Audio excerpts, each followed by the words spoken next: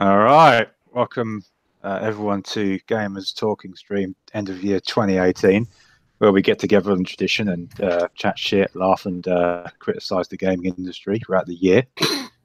Yeah, I always love that introduction. First of all, we have a lady who, despite streaming with me pretty much every year since 2015, she still manages to turn up late. It's Nicole.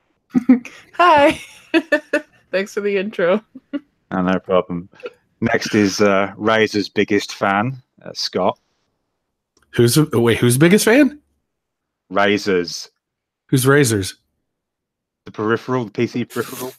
Oh, Razor. Oh, okay. I fucking hate that stuff. Oh, well, that joke fell flat on its face, didn't it? God. You probably should have set me up for that one. Yeah. God, yeah. All right, forget that one. Scott. Next is a man. Yeah, moving on. Next is a man who's been blueballed by CD Projekt Red for the last 2 years. It's Wombat. Oh, just release it already, please! I need it. And finally, and finally, is a lady who, if you're going to talk to her over web chat on the internet, make sure she hasn't had a can of Coke first. It's Peter.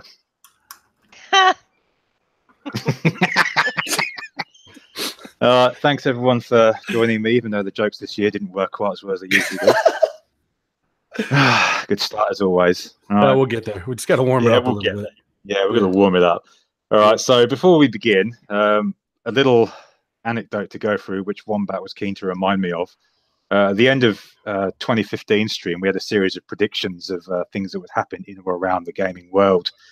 Pretty much everyone Wombat predicted came true, except for one, until about a couple of months ago this year. Or was it? No, it was this year. This month, sorry. Wombat, you can take over here. The fall of Tumblr. It was coming, but yeah. I made the prediction a couple of years ago when Verizon bought Tumblr that they wouldn't know what to do with it, and eventually they were going to have to purge it because it was just full of really degenerate stuff. Wait, Verizon bought it? Yeah, Verizon bought it a couple of years ago. Yeah. This is what. Yahoo had bought it. And then No, Yahoo bought it. Yahoo imploded. Yahoo does not exist anymore apart from being essentially a brand, right? Verizon bought all the Yahoo services, all the mail, Tumblr, all that lot got sold to Verizon. Okay. And then I was saying Verizon would not know what to do with Tumblr, and lo and behold, because of people been screaming at Verizon for years going, Tumblr is infested with child porn, you might want to do something about that. Eventually, one of the tech blogs wrote a article on it, and Verizon went, oh shit, nuke it from orbit. It's the only way to be sure, and just nuked everything. Yep. And funnily enough, we've had a whole heap of pedophiles who've just suddenly appeared on Twitter coming from Tumblr. So, yeah. RIP Tumblr. Good riddance, you will not be missed. Yeah. But there's it a lot even of people got kicked off the Apple App Store as well, didn't it? Yeah. Yeah, because of the child porn stuff. Yeah, that's essentially what started the whole roll to death, was being kicked off the App Store. And it's basically that started the freak out. Then people started looking, and then as it goes, the snowball started rolling down the hill faster and faster till it turned into a freaking avalanche. Yeah, but instead of going after like the creepy child porn blogs, they decided to go after every not safe for work blog, which is funny incredible. Because scorched earth is always a good idea. Is the bots have just basically just started posting everything with safe for work tag. Yeah, and it works too. Or I saw some people they were saying that what one of the bots looks for to mark not safe for work content is like the fleshy skin tones. So people just started putting like a blue filter over their pictures, and it fixed it. or they're putting a foreground image on top of whatever it is that they're posting, so that it apparently it gurbles up things for the bot, and it can't recognize clever. it. Yeah, I've seen that quite a bit. I thought that was pretty funny. Yeah. Show how Like ridiculous there'll be like a naked person, and then in front of there will be like a cartoon, fucking a toad or something, whatever the fuck it is, and apparently that's enough to throw it off, is putting a having a fucking thing right on the front of it. Yeah. What's funny is someone decided to do an experiment and literally took a photo of a dog sitting on some grass and just wrote, "This is a dog." It was flagged immediately by the system and deleted. So, yeah, Wombat, another one to you, mate. All right, so we'll get into some of the You got your finger on the pulse there, Wombat. Congratulations. Yeah. Oh, just wait for my predictions at the end of this stream. You are not going to be happy about what I'm going to predict. Well, we'll get to some of the topics then, and we'll start with one of the more, I don't know what you would call it, unpleasant, sad, or forthcoming topics, and that was, of course, the disclosure of Telltale Games. I'll rattle off a few basic facts here for you guys to take over. About 250 people out of their jobs, no kind of severance pay. Their healthcare lasted only one more week after termination of their contracts. Many of the employees didn't even qualify for unemployment pay due to being contracted, apparently. This was a mess, and this is not a way to do business. Yeah, I feel sorry for the rank and file. Being a contractor myself, and being old enough to remember the recession of the 80s and then the 2001 crash, I've been made redundant a couple of times. So I've been through what they've been through. But yeah, it's Telltale management is entirely to blame. They basically found a one-trick pony and just basically rode that pony till it died. And there was no innovation. Didn't bother to improve the pony either. Yeah. So no innovation. They've just pretty much tried to crank out the same thing, and they was just it was sort of something that anyone. It's funny because there's a few people I talked to on Twitter and my Twitter friend Bay Sheba, who's a self-professed bizfag, but we both talked to Brad Wardell of Stardock a fair bit, because Brad's got his head screwed on right in terms of business, which is quite rare in gaming these days. And yeah, Brad was saying the same thing. It's just like they're a company that massively overextended, that with a stagnant product, and then having done that, they didn't realize the shit that they'd done, and just kept basically riding the pony over the cliff. It's like they could see the cliff coming. Well, they're like, yeah, go faster. I think they knew what they were doing. It was just a matter of they were just like any other company. It's like you portray the optics as being favorable, and you hope that that's enough to carry you through. And that obviously wasn't. Like you guys, like you and Nick both said, it's like they had a product and they never iterated on it. They never made it better.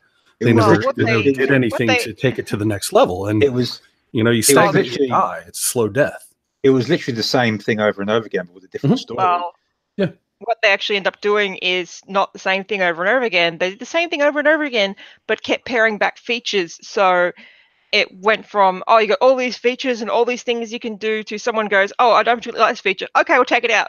I don't like this other feature too. Okay, we'll take it out, to the point that these games were getting borderline unplayable. They'd taken so many features, taken so many controls away. It was a case of, you're getting towards the point of, you might as well just be reading a book to me, because of how much you've taken away from the interactivity and how much the player can control what goes on. Yeah, they've got into like walking simulator territory, and we know that everyone hates those. Yeah. Wasn't there like a 30-minute cut scene in one of them or something like that? Or maybe I'm thinking of another game. You might be thinking of a different game.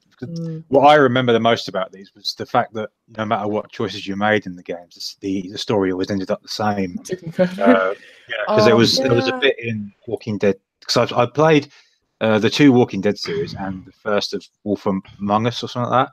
And then the second Walking Dead, there was a bit where this guy had fallen through the frozen lake surface and he was drowning. You could either smash the ice to get to him, or you could shoot it.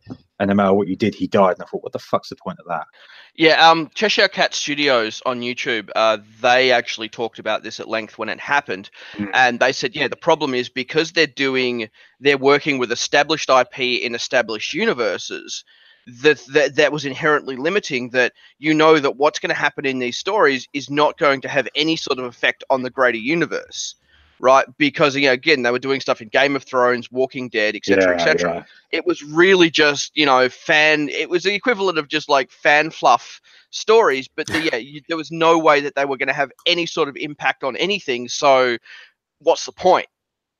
The Game of Thrones one might as well have been like a fan fiction, I would say. I played that one and I knew Telltale was like a your choices matter kind of thing, jokingly, but. They made up an entire house. Like they made up 2 families so that they could have like a family feud where you could interact with the main characters from the show and from the books. but that so that it didn't actually affect the plot lines of what was going on. Like it had its own like side plot going on. And I actually got really invested in it, and I was really bummed when it turned out that, yep, everything ended up the same way, no matter what choices you made along the way, which was a super bummer. And of course, part of the thing that happened with all this was the final season of The Walking Dead, which I think they got 2 episodes done. It presumably meant the other 2 weren't going to come out, and the season pass wasn't going to be honoured. But apparently, they managed to. They're working on ways to get it out. I don't know if that will actually happen, but. Nope. Well, yeah. And another thing too is like there's only so much you can do. Yeah. With the format that they're working with, there's only so much you can do. And they pretty much they pushed the boundaries of what they were willing to do, and that obviously wasn't enough. And things got to go away sometimes. So it's just, it is what it is. It sucks that the people that were working there actually got pretty well fucked over in the process, but things live, things die. It's just, it's part of the industry. We see this all the time with, mostly obviously it's smaller studios that get gobbled up by larger studios and then get dissolved and turned into fucking, just worker bees for fucking EA or whatever it is. But it's just like I'm somewhat surprised that actually didn't happen. I'm somewhat surprised that a large like a AAA company didn't come in and grab them up, honestly, because they had some IPs. They had Walking Dead, Game of Thrones. Batman, but they would have been licensed IPs, and the thing is, they could have those big studios could have got those IPs independently without having to buy Telltale. Well, that's true. That's true. Yeah. But I mean, but here's the thing though. There's a certain cachet associated with Telltale that people are like, oh, we love Telltale games. These are great. Fucking these wonderful story, interactive, and yada yada yada. They could have potentially cashed in on that, is what I'm saying. So, but yeah, no, you make a good point. And well, on to the next one. Bit of a discussion with this one, I think. The ongoing presence of loot boxes and microtransactions in games started to get a lot of resistance after countries such as Belgium, Australia, and the Netherlands ruled them to be against their gambling laws. EA apparently refused to comply with these countries and found themselves under criminal investigation as a result. But they show no signs of going away. Yep, because pretty much every this is going to be an issue that's going to be a problem for all the big AAA. So EA, Blizzard, Activision, because I won't say Blizzard Activision anymore because it's just Activision now. Anyone who's answerable to large institutional shareholders, because basically all the big institutional shareholders are pointing at Tencent going, be Tencent. Why can't you be Tencent with $10 billion a year and a 30% profit margin? Be Tencent, right?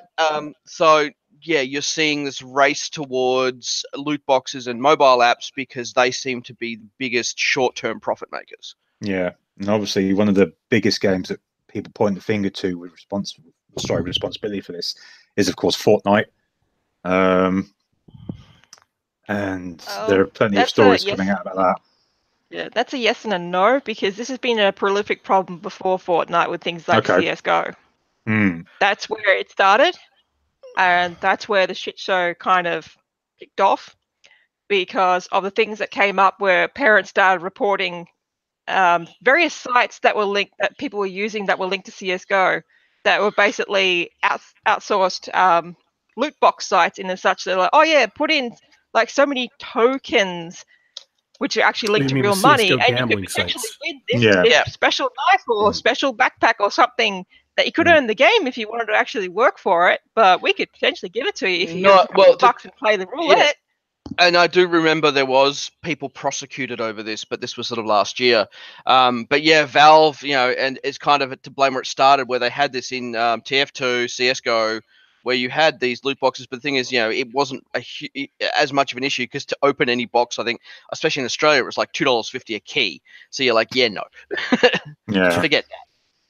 Yeah, but it's evolved from being you could earn that stuff if you put in a little bit of effort to, you basically could spend next 3 weeks playing this game, and chances of getting that thing you'd like are pretty much 1 in a million. Oh, no, actually, CSGO.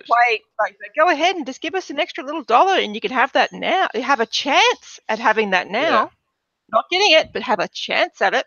Well, and then it evolved. There were some patents filed last year, but we're starting to see come into force this year, where companies, EA being one of them and a couple of others, where they were actually patents to sort of, with the games, to have an AI to figure out how to frustrate you the most. Oh, Yeah, that's I right. saw Blizzard those. was doing that with Spend Overwatch. money. Yeah. Right. So basically, it dicks with the matchmaking to get you to plateau and frustrate you, and then go, hey, look, loot boxes. And then it also tweaks the percentage chance of your loot box to get a decent weapon. Right. And the So Chinese government actually sued them about that. They actually sued Blizzard. yeah, but there's been a few things to do with that, and again, I'm sure Fortnite does it as well. But you're also now seeing news reports with things like, you know, children with gambling problems spiking by 5,000% sort of thing. Yeah, in the UK Yeah, there was a because- report where it stated it was a rise of child gamblers over the past 2 years or something like that. Mm-hmm. Yeah, because if you look at these things, they play on it exactly the way kids work, in that, oh, look, such and such has a shiny new thing. Isn't it awesome? You want that shiny new thing too, don't you? Oh yeah, that was another component great, of the but Blizzard. you Blizzard work suit. and work and work and you can't get it. But if you shell us out a little dollar here or a dollar there, your chances of getting that awesome thing the other person has go up.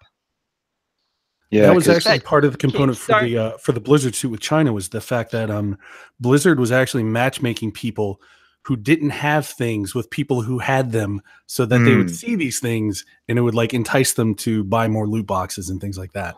Yeah. Oh, And I exactly like What that. the fuck? That's the play they're doing with especially the reason the gambling's going up with kids, because that's the exact play that works with kids. Because Oh, for sure. we've all grown up, we've all had that moment where there's some other kids had something that's been really awesome, and you just basically had that twinge of jealousy of, I wish I could have something that awesome.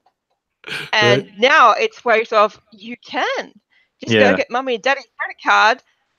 They won't mind. Just Yeah. basically pay off a little bit of money here and there. You can get that really shiny, awesome thing. Companies that prey on kids like that just make me want to puke. Yeah. Like, it's a really common thing with YouTubers too now, where they're Yeah. like, "Oh, kids, go tell your parents to buy our stuff." Twitch It's streamers, kids, Yep. go, 'Cause I- Can't be go cool and get without mummy's credit stuff. card, and I'll wear a lower cut top. Oh God. I asked my eldest son about it because he's played the game once and he didn't like it. But I said to him, "Are you aware of any of this sort of thing happening?"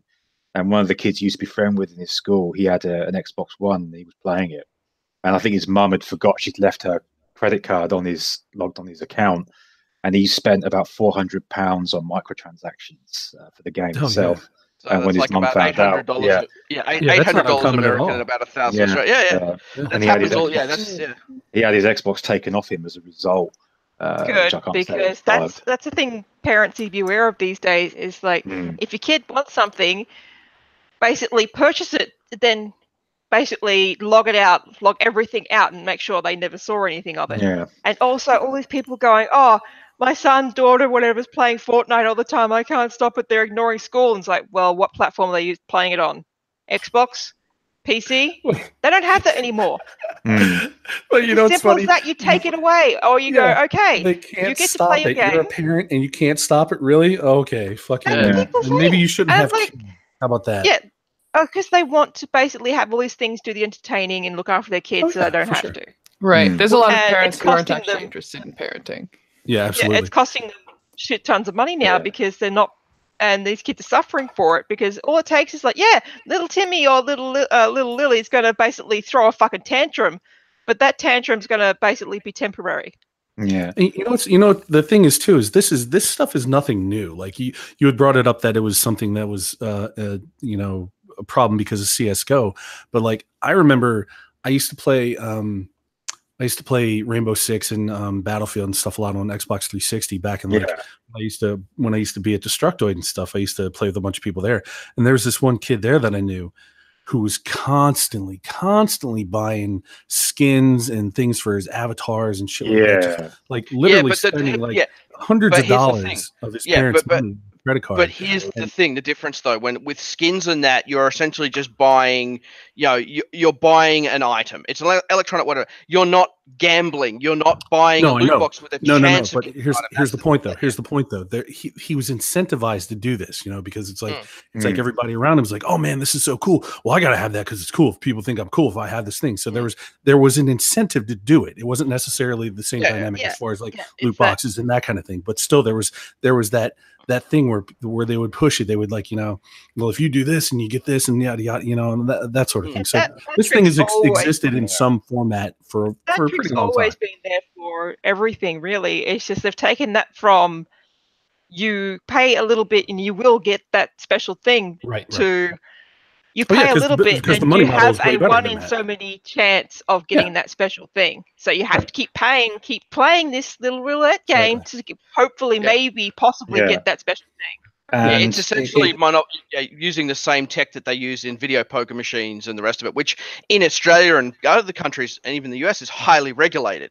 But they're using the same Skinner box technology in games that have massive, that have pretty much unlimited access to kids and the rest of it, and it's completely unregulated. And the thing is, I think in long term, eventually what's going to happen is they're going to get the iron fist of regulation up the butt, because this shit's going to get worse before it gets better. I think it's already sort of reaching a new height, because we had the latest FIFA game come out this year, and EA. FIFA's always been the biggest offender. But this one's been the worst though, because they were actually forced to publish the odds of getting decent players from the card decks or whatever, and to get the ones which are called the ones to watch player, the best of the bunch, which by the way were a timed exclusive. It was a less than 1% chance of getting one of these players. Oh yeah, it's ridiculous. Yeah. It's like, see, that's the thing. It's like that people want to dismiss it. It's like, oh, it's not that big a deal. It's like, but it is though, because they are the people that are controlling these things are making it nigh impossible to get these things. They're making it so incredibly hard that it again re-incentivizes people to keep investing. There's no accidents here. There's no like, these people, they're not just doing it. It's like, oh, this is a great business model. They know full well that they are fucking people over, that they are putting them into a feedback loop where it's like, oh, I gotta get that feeling, man. I gotta get that thing. I gotta get that fix. They absolutely unequivocally know this. And they know it's fucking illegal. But the thing is that there's, until recently, there hasn't been any kind of legislative body that's been like, oh, wait a minute, this is a problem because this is gambling. It's like, we're very much on a new frontier here. It's like, obviously things are changing very, very quickly, but still this is all very new. And people are like, wait a minute. Let's come to terms with the reality of the situation here.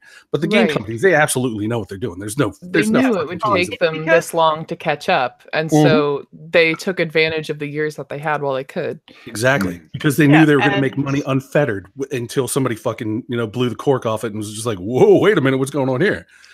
It's also because it's gone from being a little background thing to everyone's trying to do it now. It used to be a case of maybe 2-3 games would sort of play that little game, but now everyone's trying to do it, and that's why it's blown up so massively, because you can't ignore it now. Before you could only that game, just don't play that game, but now it's everybody doing it. But I always point the finger at Halo 5 as being one of the worst ones, because Angry Joe, he did a review about it, and then he did a follow-up video where he talked about the microtransactions. Halo 5 was Johnny come lately on that whole thing, though, man. EA had been doing that for years beforehand, though. But I took notice of it then, because as Angry Joe said in his follow-up video, in the first week of sales of the game, they made $700,000 on the microtransactions alone. And it was a case of the battle's over, we lost. No, Halo 5 was completely pay to win. Like when I got it, I was just like, what in the fuck is this?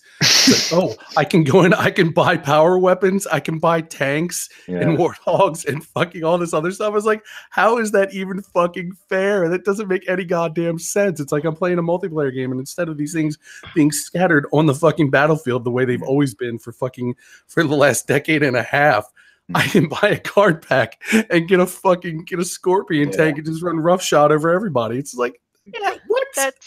That's where they well and truly crossed the line from cosmetics of, you can get this shiny looking thing that looks cool but does nothing, into you're basically going to pay out the ring hole to win this game. Yeah. if you're one of those really competitive Yeah. people, and And they you know can- there's incredibly beyond crazy competitive people out there who will pay and pay and pay to keep themselves on the top of the totem pole. Absolutely. All right, so The on to the whales. next. Yeah, the whales. On to the next one then. Oh, yeah.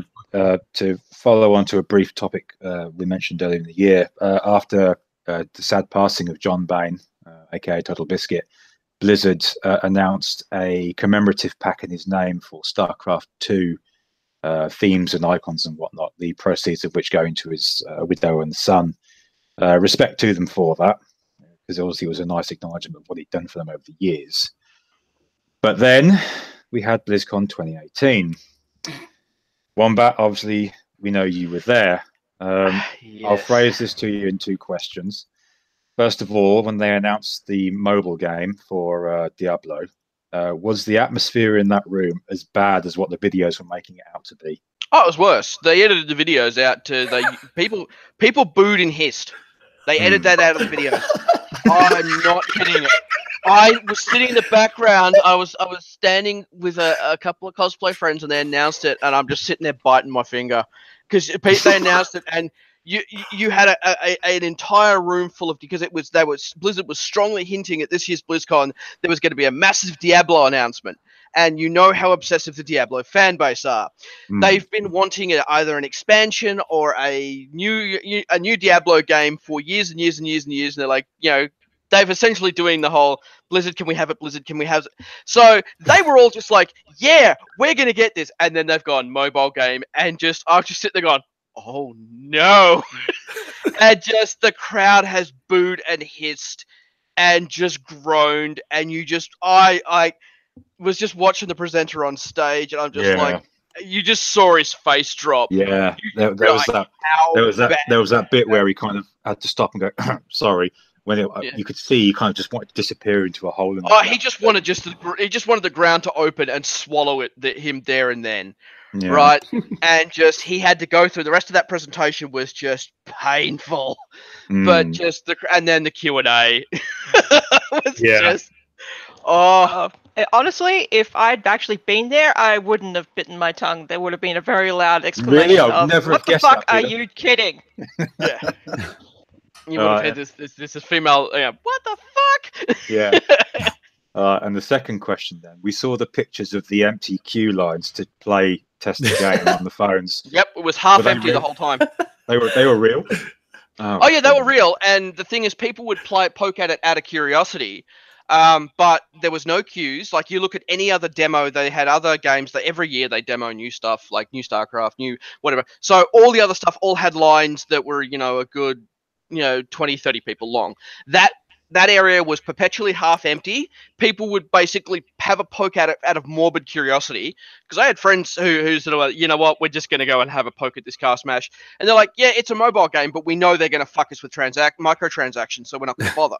Yeah, right. And then it came out that this thing was a reskinned version, because Blizzard did it. Blizzard themselves, the thing is, Blizzard didn't even develop it themselves. They basically outsourced it to a Chinese dev, and it was literally a reskin of an existing game. Everyone like, no, this is a reskin of a Chinese mobile app that is insidiously well known for extracting microtransactions out of people in the worst possible way.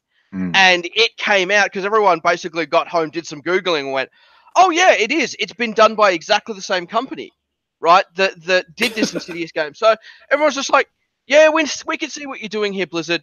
We're not falling for that. The other thing with BlizzCon and just that Mark Kern pointed out after I got back, and I just didn't click. A month before BlizzCon, Activision unceremoniously kicked Blizzard's CEO. Right? They basically went, yep, Kay, thanks for your service, bye. A month before BlizzCon. And Mark Kern rightly pointed out, if they'd actually given a shit about him, they would have let him go to BlizzCon and let him announce his retirement there. And, say thanks, essentially so long and thanks for all the fish to the fans. That's but true. The other thing is that they unceremoniously kicked him. They have not replaced him. There is now a president of Blizzard, no CEO. Blizzard now answers to Activision. Right? Yeah. So is that really anything other than a foregone conclusion when Activision? I know, but it's now formalized. Well, yeah. So- I mean, I don't know about anybody else, but yeah, I kind of saw that coming. You know. Oh yeah, yeah. And It'll again, take it's years to yeah. figure that one out. And between about 1st of October through to now, Activision's share price has dropped by half. They've gone from 87 US dollars to essentially 47 US dollars. Right. Right. That's yeah. Well, and you know, here's another thing too. It's like if people didn't really kind of understand that going in when Blizzard was getting kind of overtaken by Activision, the minute they put Call of Duty on Blizzard's launcher, that should have sent off alarms. Oh, That Destiny. should've No, been when they put it Destiny should've there. been But well, yeah, yeah, Destiny. it's. Also, But the other thing is that they've announced this week that they're scaling back Heroes of the Storm, so Yeah, I think that one's the next one to be taken. Right. Like I can kind of see that because Heroes of the Storm never really took off. Mm. yeah, it's not really making them any money for the money Yeah, that it's they just invested kinda- in with all the It's a things. MOBA game, and I even like I hate MOBA games, but I'll freely admit that up front. But even playing that one, like that one, I literally got bored playing it. It was just So, and then you've had all the stuff coming out about the various WoW problems with the WoW expansions and how they've been sort of considered really lackluster. So it's and then there was also a big thread after Blizzard that again Mark Kern did, where Activision has basically dicked over the Blizzard staff by changing the way that their remuneration and pay works. It essentially equates to about a 50% pay cut. No. Right. So Well, yeah, they brought somebody in to reorganize it, and I forget what the woman's name is. I was just reading about this the other day. Yeah, they brought in what we affectionately call in industry a toe cutter. Yeah, right? yeah, exactly. Yeah, toe cutters coming in. An efficiency expert, I think, is what the official title is. Yeah, they're toe cutters. Yeah, toe cutters. Yeah, precisely. Yeah. All right. We'll get to cover a small topic before we get to one of the more fun ones. Apparently, CD Projekt Red are being sued this year by the author of the Witcher series, demanding 16 million. I love this one. game This is one of my favorite stories ever. Yeah. Like I'm not caught up on this one. Apparently, the contract he signed only guaranteed him so much, and he didn't. Am I right in saying he didn't anticipate? Yeah, basically, what it was, he was contract with them back when they licensed the stories from him, and he was like, "Well, here's a contract." And now that they're blowing up and they're making a lot of money, he's like, "Well, fuck me, man! I signed a shitty contract. I want more money now." And it's like, you're not entitled to it. You signed a contract back then. What It's happened? like, well, fuck you. And what happened back then was they offered him two different types of deals. One was a case that he get a lump sum up front, or he could basically get royalties of quite a generous amount from the games that they sell. He decided to go for the lump sum. Now he's having buyer's remorse. That's that's what it was. They essentially offered him two contracts. They offered him a contract with a big, one-off lump sum and no royalties, or a much smaller lump sum and then a royalty deal. He took the option A because he had no faith. It's like video games, right? So he took option A. Despite you made your fucking bed, lie in it. You're not entitled. Exactly. That's a minor thing. It's going to go to court. The court's just going to look at it and go, "Yeah, fuck off." Yeah, basically. And when it comes down to it, his lawyer has popped up and said, "I kept telling him the sweeter deal is to take the one where it's a case of you're not going to get as big of a lump sum to begin with, but even if the game doesn't do massively, you still get another lump of money." He gambled and lost, basically. And lost. He didn't listen to his lawyer, who says like, either way, you're going to end up coming out on higher if you don't take the lump sum. But he's kept fobbing him off and telling him, "No, this is what I want." So the lawyer's going, "Fine." Yeah, I mean, I'm sure he'll do all right when the Witcher Netflix series comes out. Well, I mean, is he involved in it though? Yeah. That's the thing. Is he involved in it anyway? Is he getting paid for that? No, I've not seen his name on the credits anywhere. Yeah. But even then, no. Well, how would that be possible, though? I mean, it's his IP. They would have to purchase the rights from him, wouldn't they? Well, CD Projekt Red bought them from him, I believe. I don't think it was a matter of licensing as much as they bought it. You think it's like a complete transference? I think they bought it out from him, actually. If I'm not, I mean, I could be mistaken, but from my understanding, they bought the rights to the stories. They Interesting. That would be a really shitty idea on his part. Well, he didn't have any faith in his product or the product of video games, so it's sucks to suck. You know, it's His like, track history shows that he's not very good at contract negotiations or thinking the long term. Well, I mean, All honestly, the guy's he's a writer. He's not like Tony Stark futurist or anything like No, that. but you hire subject matter experts, No. aka lawyers, Right, to you do get that somebody shit to look for you, out. and you listen to them. Yeah, No, he but chose still, not to. Yeah. Yeah. All right, so on to the next one then, which is one of the couple of staples we have in these streams now, and that's of course crowdfunded games. The first one enabled Zoe Quinn to find a way to be relevant again after a couple of years, and that was kickstarted in the butt, a Chuck Tingle digital adventure. No, games that actually exist. That never happened. Yeah. That was Zoe the Quinn game- got another $80,000 for doing nothing and scammed Right. people. Yeah, And got essentially a the new game. pair of titties. Oh, shut up. What? Hold on, I want to. No, she had a tit stunt. No. She had a tit stunt. That was the whole. Basically, What? Oh God. Is this confirmed or is kidding. this just a rumor? no. No, she has photos. Her boobs are remarkably bigger. It's obvious that she basically had wrappings from surgery, and she's bragged about it. I Right. just don't follow up with any of this Okay, stuff. I'll carry on here. The game raised just over 85k and was supposed to be released early last year, but didn't turn up, obviously. Made by Was this the FMV thing that she was doing? yeah, that's the one. Oh, okay. Which included They had like a whole documentary about her making Yeah. that. Vice did it, didn't they? Yeah, I remember course because it they was did. sponsored by like Doritos or Mountain Dew or Taco Bell or something like that. It was one of those. Created by a small crew of people, which included Jim Sterling, apparently. Yeah, and Alex updates lift with- shits. Yeah, the game went silent with regards to updates until August 30th this year, when people started to ask what was going on, and people even started to question Chuck Tingle on Twitter, who denied being involved in the game, even though his name was plastered all over it. Quinn later admitted that she'd run out of money and had a job or jobs Honey. to bring in extra money, even though she'd managed to write a book and go on holiday to Japan. And Okay. get a To be tit fair, stunt. her book did not make that much. No, I mean, I'm not surprised. See on Amazon like how much it's sold, and it's pretty abysmal. I mean, the book itself is pretty abysmal. Oh, I wouldn't go near it. Really? Apparently, there was that PDF copy that was floating around the internet, but I was like, no, I don't Oh yeah.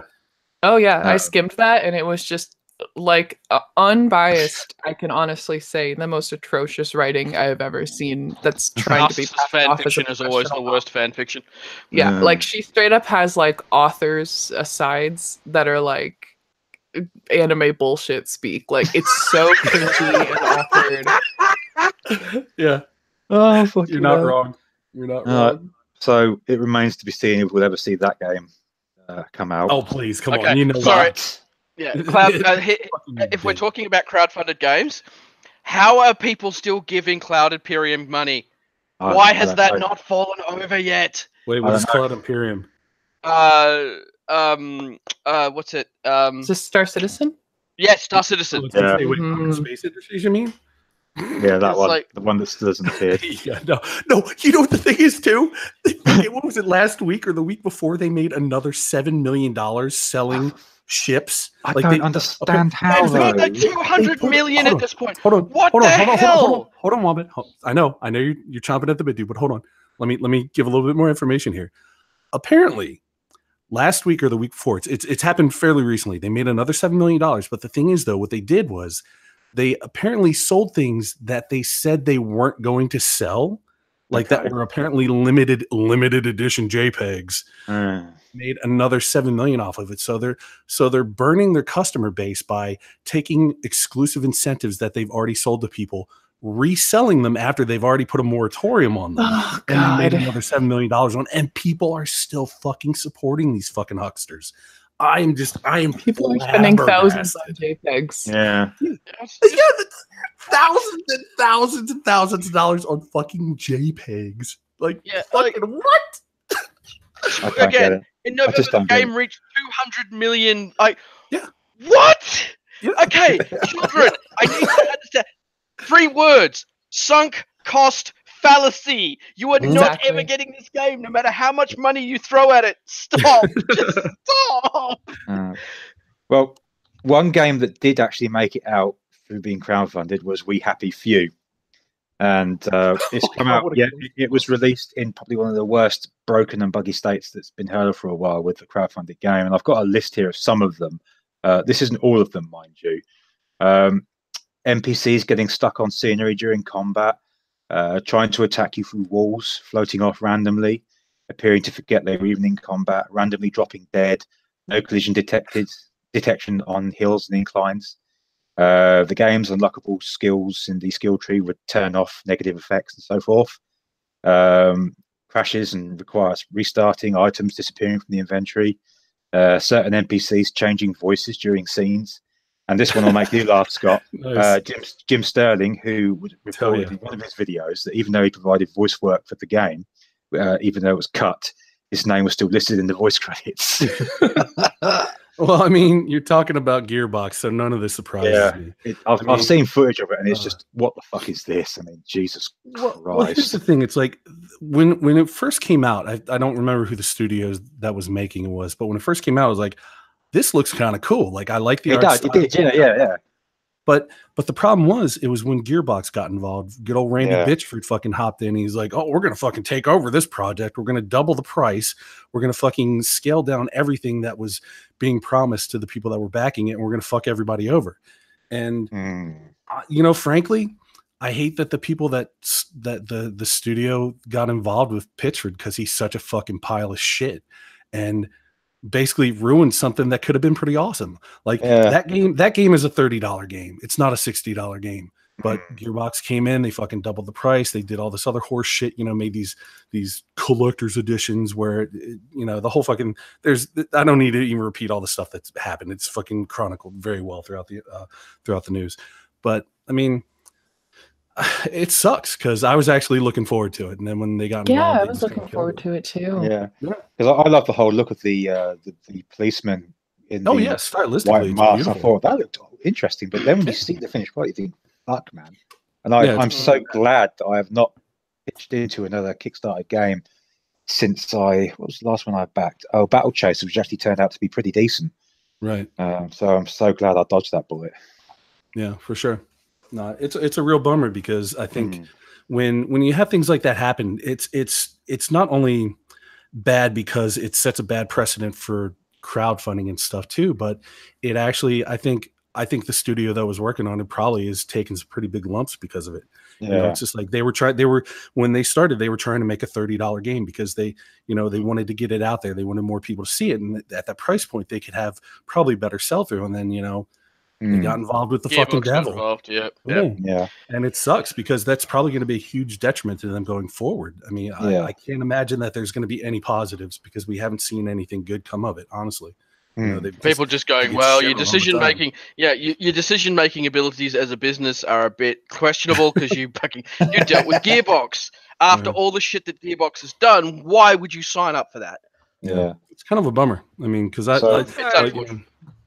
Also, just crowdfunding for games, they have they have a fundamental problem of scope creep and not understanding how to stick to a plan from point A to point B to C, where it's basically sell what you can make, then use the profits to expand on it. Don't try to go, oh shit, we've got money, let's expand it right now and never release it or completely screw it up and release something and basically have that sort of shit happen. It happens again and again and again. The only ones that have succeeded, you look at what they do, and it's a case of, okay, we've got our scope, we stick to it. We basically make the game as we've promised, get it out there, and if it's successful, then we'll use that extra bit of money that comes in to add on little bits and pieces that we wanted to, but didn't have the time or budget to do it at the time. Actually, a really good example of that is a game called Astroneer. It's a really. I love Astroneer. Yeah, Astroneer is great. It's a wonderful little game. They have they've stayed within their capabilities of what they can do and what they have the money to do, and they've iterated on it. They've made updates. They've been very consistent about it, and they've got a good little game there. It's got a lot of potential, and thankfully they haven't gotten involved with any like people like Gearbox or anything like that are just going to bastardize it and just try and cash in on it real quick as like the new indie darling or whatever it is, And they made a great little game. Granted, there are bugs, there are things that need to be fixed, but that's part of the charm. Iterating. Yeah, no, it is totally. That happens with every game. There's always going to be little bits and pieces that just by how things are going, they get overlooked. Yeah. But that's what's come to the games, is a case of, bugs happen, but if you're willing enough to basically listen to your community, go, say, I found a bug here, and document it and go and fix it, then you've pretty much got players for life. Yeah, no, Astroneer's done it right, though. They've done a really good job with what they're building there. But then then this is something else I was thinking of, too. It's like, what was it, Sony and Sega crowdfunded Shenmue? Oh, God, I remember that. Like, seriously, like, if that is just not, like, that's another one of those things to me. It's like, if that doesn't send up fucking alarm signals really fucking fast, where Sony and Sega are crowdfunding a game, like, come on, people. Seriously, look, you know what? I love gamers. I love motherfuckers that are passionate about video games and passionate about finding these new experiences and new, escapism and all this kind of stuff. But seriously, you fucking morons, come on, man. You can't fucking open the door and invite a vampire into your fucking house and then expect it to fucking be a fucking dinner plate. I mean, the vampire's giving me money. No, you're giving the vampire money. The vampire's like, yeah. It's like, you don't give Sony money. You don't give Sega money. They're gonna make the fucking thing regardless. And the fact that they had the audacity to even do that in the first place is fucking. We'll get to Sony in a bit, where they're getting they're getting censorship happy as well. But yes, they're about to get a dig in a moment, because we'll talk about a couple of minor hardware releases that came out this year.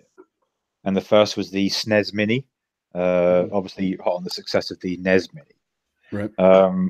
This was actually a pretty decent little console. My youngest son has one, and it runs really well. It's got a good selection of games, a lot of the hits, plus the unreleased Star Fox 2, which is okay. Right. This was a really decent effort by them. And I suggest anyone. That's a good thing there, like, because it was a good return on the value, the investment for that. It's like it's something that anybody can get into. It's you can give it to a kid who wants to get into gaming, or or maybe like your cousin or your uncle or somebody who used to play games when they were a kid. It's like, I think that's a really good idea, but like in some cases, I spent an hour playtesting it to make sure it was all right for him, obviously. Yeah, and it got all the classics on there: Donkey Kong, Super Mario Land, Super Metroid. I love that excuse though. Oh look, son, I just need to test it first. Dad, it's 3 in the morning. Still gotta play. You can talk. Oh, yeah, we don't talk about that. But that was obviously a really decent effort by Nintendo, so I'll give them their dues for that. But then we had the PS1 Mini. Yeah. More expensive than the NES and SNES Minis by about £40 over here. I don't know what it's like overseas. Yeah, it's like $100. Yeah, but it was noticed that the selection of games was very, very lackluster at best, and missing a lot of key classics, notably ones that were on HDV releases, I'll point out.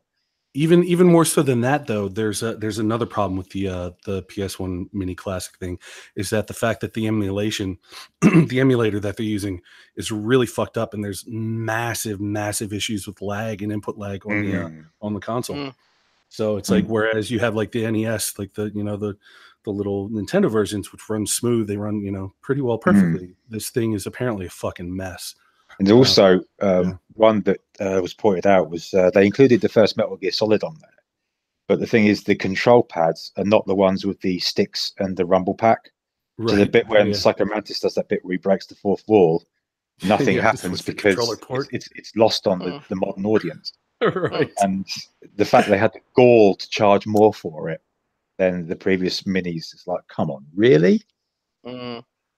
Yeah, it's kind of surprising, honestly, that they would try and charge $100 for it. I mean, to me, that's just an outrageous fucking price. But obviously games like Medieval, Crash Bandicoot, it's like they weren't on there. I was like, why not?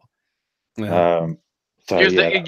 Because they're doing re-releases of all those games on the actual Sony console. So basically they've just gone, anything they don't plan on monetizing in the next, we'll just shove it on that. And anything where they're doing HD re-releases or updated versions to go on the console on PS4, then they were never going to be on there. So, all right, we'll go over to some of the games released this year then. And special mention to obviously no Cyberpunk 2077 this year. Upgrade me, Daddy! Stop blue balling me, CDPR! God damn it! But I'm optimistic for. Well, no, the thing is, I'm optimistic because they're going to have to release it before the middle of 2019 because when they were developing it, they got a grant from the Polish government, and one of the stipulations of that was the game had to be released before June 2019. So, really? Oh, wow, that's interesting. And we're going to start off this year, unlike previous years, with a couple of good releases. The first one is Star Control Origins, a Stardock game. You played this, haven't you? Oh, I loved it. It was cute. It was fluffy. It did what was advertised on the box. I genuinely enjoyed it. They've released some DLC. Brad's released some free DLC for it. I really, really enjoyed it. It was a fun game. I managed to, I can look up my Steam library and see how long I spent playing it. But I got a good play out of it for what it was. So look, I got nothing bad to say about it. It was really had some very good humor. Very Hitchhiker Guide to the Galaxy level sort of humor. Mm-hmm. I got a good 40 odd hours out of it, but I haven't played the DLC yet. So there's probably another good 20 odd hours there as well. So look, props to Stardock and Brad for really sort of bringing back the old Star Control and making a genuinely good and fun game. So. All right, and the next one, Spider-Man, the PS4 exclusive. Aside from the minor controversy over the essential or possible graphical downgrade, it's a great game, I'm told. Probably one of the best Spider-Man games to come out for a long time. I want to play it, but I don't have a PS4. I've heard good things. Oh, okay. Because I just got, for the Black Friday sale they were having with the $200 bundle that they had with the Spider-Man game. Yeah, so I got it. And I've been playing, I just started Red Dead Redemption 2. Oh my God. No spoils. And also so I have Spider-Man that I'm going to play next, and I've got Horizon Zero Dawn, The Last of Us, and a ton of other stuff on my list. Man, there are actually a lot of games on the PlayStation that I like to play, like Last of Us and stuff like that. That's the only reason I got it. Another console, though, man. Yeah, that's my justification for buying the console, is that I told myself I would only get it if there was like at least 5 exclusives that I would want to play on that console, and there's at least like 7 or 8 now, so worth it. So the next one, which is where things go downhill. I just want to talk about Red Dead. We'll get there. God damn it. Okay. Right. So the one where things start to go downhill is, of course, Battlefield 5. Oh, jeez. Now, the trouble started right out the gate with the fan reaction to the trailer. The one-armed cocky with a cricket bat. No, please. Where the developer essentially said, well, if you don't like it, don't buy it. And fans did pretty much fans that. Went, your wish is granted. Yeah. The pre-order sales were extremely weak, apparently down as much as 85% from the previous one, I'm told. Yep. And then there were the inaccuracies with the history, aside, of course, a very buggy release. They weren't inaccuracies. They were deliberate. Basically, can I have some spicy opinions about Go on then, Scott. Okay. Seriously, oh my God, dude, I'm so fucking tired of people crying their little bitch ass eyes out about this. Like, this game was never meant to be a realistic game. There's nothing about it that's realistic. Okay, you get set on fire, you die. A guy runs up to you and pricks you with a fucking needle, and you're alive again. Get fucked with this crying about the realism shit. Okay, it's a fantasy. Yeah. They never portrayed it as anything else. And hang on, hold on. Let me finish up. And granted, when they said, if you don't like it, don't fucking buy it, that was a fucking stupid fucking thing to say. They did not do themselves any favor in the PR department with that one. But still, it's just like, just shut the fuck up. If you don't want to play the game, don't fucking play it. Quit fucking making a bullshit excuse. Well, this is one of those both sides things, though, because when you think about when they were like, if you don't like it, don't play it. So people said, okay, we're not going to play it. And then you've got a ton of people complaining like, why is nobody playing our game? But in terms of the historical accuracy stuff, that was a marketing point of the game, though, Scott. Don't forget, they were saying, as part of their marketing blurb for it, that, you know, they were baiting the history notes, saying, oh, no, we're going to make it historically, you know, authentic to World War II. Did they really say? Okay. I don't remember that. Yes, they did. They said that, and that's what everyone was calling them on. When did Right? they say They're that? going, it's out on the interwebs on the Google, but that was part of the marketing blurb that they were going to make, you know, and the authentic World War II experience. And then it's like, Yeah, well, you've got to experience. I mean, come on, Yeah. dude. You know, they use the word authentic though, right? I mean, and I the have an one-armed authentic World War II experience every time I take a shit. You know, because people Yeah. back then took shits too, and it's authentic. Yeah. It's, you know, it's But just like my point is they also had not just the whole one arm cockney with a cricket bat. They actually had missions there where they took historical realities from World War II, missions that actually happened where people died, and then they basically bastardized them and tweaked them and replaced people in them with there was one particular mission where you had a hydroelectric plant or something that was being taken out, and they replaced the guys that did it with a woman and her daughter. No, it was production Oh. of heavy water. Oh, right. There you go. They basically had 6 guys who it was potentially going to be a suicide mission, and it did end up being that way. And in the end, there was only 2 of these guys left. They managed to get their mission done, but in the end, they were horribly tortured. Didn't give up who it was that basically leaked the information for them to get to where they were, and eventually killed. They twisted it into a mother-daughter thing,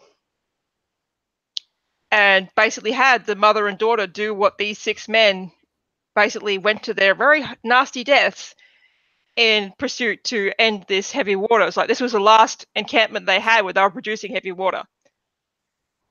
And yeah, it's just like you haven't just taken an idea from World War II as far as story goes. You've taken a true story and you've bastardized it, you've shat all over it, and you've basically pissed all over the memory of those 6 men who basically literally put their lives out there have and they? died for this mission, which was basically a very significant part of turning points and changes in the war.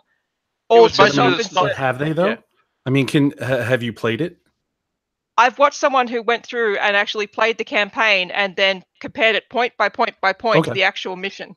Yeah. See, it's And- like It is the actual mission, but they swapped it out with a mother-daughter team to do exactly what these guys, 6 men, did and died for. It was basically to stop the Nazis getting nuclear weapons. right. Well, No, I know about the heavy water thing. Yeah. To drag it back to the content of the game as well, it basically launched about 75% complete because I think the practice shooting range mode and another campaign were marked on the main menu as coming soon. Like, I've just paid. You've paid full price for a game, and it's not even done. Well, I mean, is that a new thing now? unusual in today's climate? Honestly, I mean, we see that all the Well, time. No, because I'm not trying to hand wave it. Mind you, no, it is unfortunately becoming the norm now, as the next game demonstrates, and that's of course Sea of Thieves, or Man, No I was Man's so Ocean, looking as some forward to people called it. Oh my gosh, I was so looking forward to that, and that Yeah, just because was such a I fucking wanted letdown. this game to do well because it was essentially Rare's first new IP in so many years. Yeah. Oh, that was a rare game too? Yes, Yep. it was. Oh, Yeah. shoot. Yeah, and essentially after 4 hours of playing it, there was next to nothing to do. Yeah, it was just rinse and repeat. It was the same fucking thing Yeah. over and over and over again. There was nothing there. It was empty. It was, Yeah. I mean, it's in the simplest of terms, it was just a very empty gaming experience. It was Yeah. a real bummer too, because it man, I was so looking forward to that. I really was. I thought, like, how fun would that be? You get on a ship and you're playing pirates with your buddies and you fucking swashbuckling Yeah. around and stuff. It's just like I that was seems really like so hoping much it would fun. basically be like Black Flag, but Yeah, a better Yeah. online. exactly. Oh, But it was just such a shame, though. I mean, What's the Yeah. one game that's coming up? Not Skull and Bones. What is it? There's a pirate game that Ubisoft is doing like that. oh no. Oh Christ, I forget what it's called. I think it's coming out next year. No, but it looks beastly Yeah. as fuck. Like it But looks it- really neat. But this that game, game, it was a case of they had so much potential there, yet they didn't properly push the bounds and go for it. They sort of went, oh, we're going to put it out, we're going to do middling stuff and put it out there and hope people like it. I'm like, you've done it safe. Don't be safe. Push it. I mean, if you'd pushed it a bit further, it would have been an excellent game, but you played it too safe, too tight to your chest, and it's flopped. It was a shame because the game looked gorgeous. It had some wonderful animation style, especially with the moving water. But apparently the I don't know if I'm picking the right word here, but the epitome of the game was the Kraken encounter, because all that was a series of tentacles attacking your ship, and if you looked under the water, there was nothing there.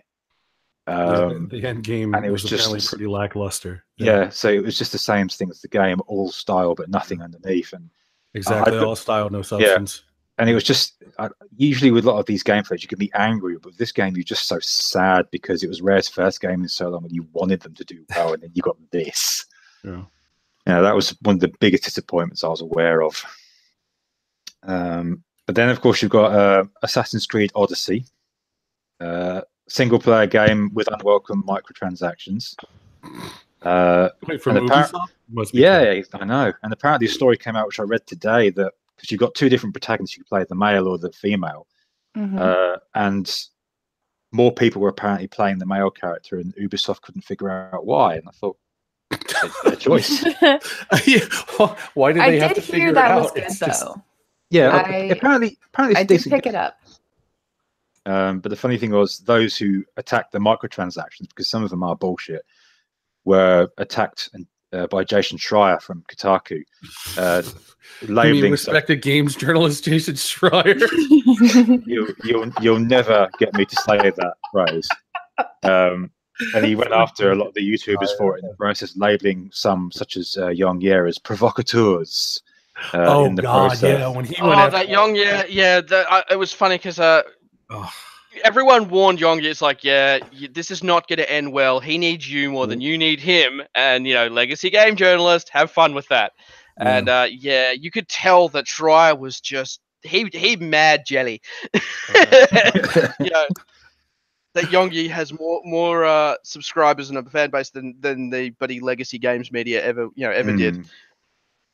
So now, to talk about the next one, Dead Cells, which was a fun little platformer 2D game, but sadly it was overshadowed by the fact that the review IGN posted of it had been downright ripped off from a small YouTube channel. And when this came to light, the guy in question was fired and the video removed. And then it turned out he'd ripped off several other reviews for previous games as well. Yeah. Apparently this guy was a pretty notorious plagiarist. Yeah, and he's complete and unapologetic twat. Oh. And every time he's done the whole, I apologize, but I don't apologize because I'm awesome. See, and you know what the funny thing is too? This is emblematic of one of the major problems with games, quote unquote journalism, is that there was an editor that let this stuff get through. People I hate to belabor this point because I fucking bitch about it all the fucking time, and I know people are fucking probably tired of it, but the entire fucking system of games journalism and games media is broken. Like literally nobody gives a fuck. They are beholden to a 24-hour news cycle where they have to keep putting out shit after shit after shit after shit, and the editors are only doing the minimum requirement of probably checking to make sure that the things that are turned into them by their freelance writers are meeting a minimum word count, and they're doing spell check. And I very seriously, no, seriously. I mean, obviously this case, proves it. But and I don't think they're really. I sincerely don't think they're doing anything past that. These people who are these so-called editors just aren't doing their jobs, aren't engaging in, the tenets and the practices of actually doing the job of being journalists, and it's fucking pathetic. Again, I hate belaboring the point, but this isn't going to change until people fucking get it in their heads, just like to stop buying fucking pre-orders. Yeah. Like, you gotta fucking choke the fucking beast. You gotta cut off its air supply. You gotta stop going to their fucking sites. You gotta stop giving them fucking clicks. You gotta stop giving them money. until you do that, literally nothing is going to change, because right now all these sites are fucking propped up by the devs and the publishers and the PR people that are making sure that they have these avenues available to them to, put out the fucking, positive press every 9 out of 10. Imagine that. Wow, that's crazy. Who'd have thunk it? You see this shit all the time. These websites are de facto propaganda fucking arms for these fucking game companies. And until people stop fucking patronizing them, nothing is going to change. Nothing. Block them on all platforms. Do not give them clicks. Do not give them views. Seriously. Yeah, it's the old South Park joke of just don't look. Just don't look. Again, if you could turn around to them and say, and these guys, the metrics are, you're not getting clicks, you're not getting views. Even hate arguing with them or giving them hate clicks is still giving them clicks. Mm-hmm. So, yeah, and again, this goes back to something I said earlier. It's like, I love gamers, but seriously, y'all, you gotta fucking smarten up. You can't fucking keep feeding this fucking dog, kicking it biting you, and then being like, why the fuck did it just bite me? I fed it. It's like, come on, dude, you gotta wise up. And people just people are so addicted to their games, and they're like, they gotta fucking get all the information. They think they gotta get the information from IGN and fucking GameSpot and whatever the fuck else. Yeah, and you don't. These things are obsolete. Don't feed them, starve them, get rid of them, let them die. Time has passed. It's just so frustrating. So fucking frustrating. Mentioning the next one, because we talked about Lawbreakers last year. I was wondering if you're going to bring that up. Radical Heights, the second and ultimately the final game from Boss Key Productions before they closed, essentially was designed to be a Fortnite clone, but developed over 5 months, attempting to cash in on this new Battle Royale craze. Eventually closed the studio. Bit of a shame, but there's a bit of an irony to it in the same time, because you had Cliffy B trying to emulate Epic Games, which he made as good as it is, only to it to fall flat on its face. And boy, was Cliffy salty about that. Yes. Yeah, but you know what? Fucking, he's got nobody to blame but himself for going out there and fucking totally agree. Talking shit on console gamers, and then talking shit on PC gamers, and talking shit about this, that, and the other. It's just like, dude, look, Blazinski is a fucking idiot. That guy is a prime example of a fucking nerd who got too much power too quick and didn't know how to handle it. Yeah. And he's just out of his element. He thinks he's fucking hot shit because, I invented Gears of War. I made this fucking giant jerk off fantasy, and fucking everybody loves me because I'm the greatest thing since fucking cover shooters. It's like, and God. Yeah, because I've seen the way he behaves on Twitter, and I think that did lead to the failure in some way, a small part perhaps, the failure of Lawbreakers. No, absolutely. His hubris absolutely led to the failure of that game in that studio. And a lot of people paid the price for his fucking arrogance. Yeah. Fucking simple. On to the next one. Black Ops 4. The game launched with no campaign, obviously replaced with the Battle Royale mode instead, because that's a new thing now. Yeah. $60 for a game that's only half a game. Yeah, day one DLC on disc, which was locked behind the season pass. Oh, yeah. I really hate that shit, and I thought it had ended, but obviously I was wrong. And apparently even the investors weren't happy with it because it didn't make as much money as they would have liked it to. Not making as much, I'm told, as I think it was Call of Duty Modern Warfare 2. It made less money than that over the same sort of period of time, I think. Yep. Oh well. Which is another contribution to the plummeting share price. Yeah. I'm surprised, frankly. I'm surprised that Call of Duty is still around. I remember when, Modern Warfare 3 came out, and it was just so roundly fucking panned. And then the game that came out after that, whichever one that was, I can't remember what it was, but that, again, that was so roundly fucking just was that Advanced Warfare, or was that It might have been Advanced Warfare. Infinite Warfare, one of the two. I couldn't even tell at this point. So there's a Flash Gits one I just cannot, bloody Conor McGregor promoting that. It's just hilarious. Right. No, but the thing was, it's like back then, I sincerely thought those games were on their last leg because they were so fucking terrible. They were just such bad rehashed games, because like you would go into those games and they reused entire chunks of old games that they would just reskin. Like you would be playing a section of the game. It's like, wait a minute, this looks familiar. And it's like, oh wait, this is from Call of Duty 2. This is like fucking France that's been reskinned to be whatever the fuck it is now. And it's like, come on, man, this is so bad. And they got so trounced rating wise. I can't believe they're still hanging on. It boggles my mind that people still buy. Because people, again, for them, it's for the studio. It was basically cheap to make and highly profitable. But now you're finding that it's not that anymore because people are just sick of it. It's just over.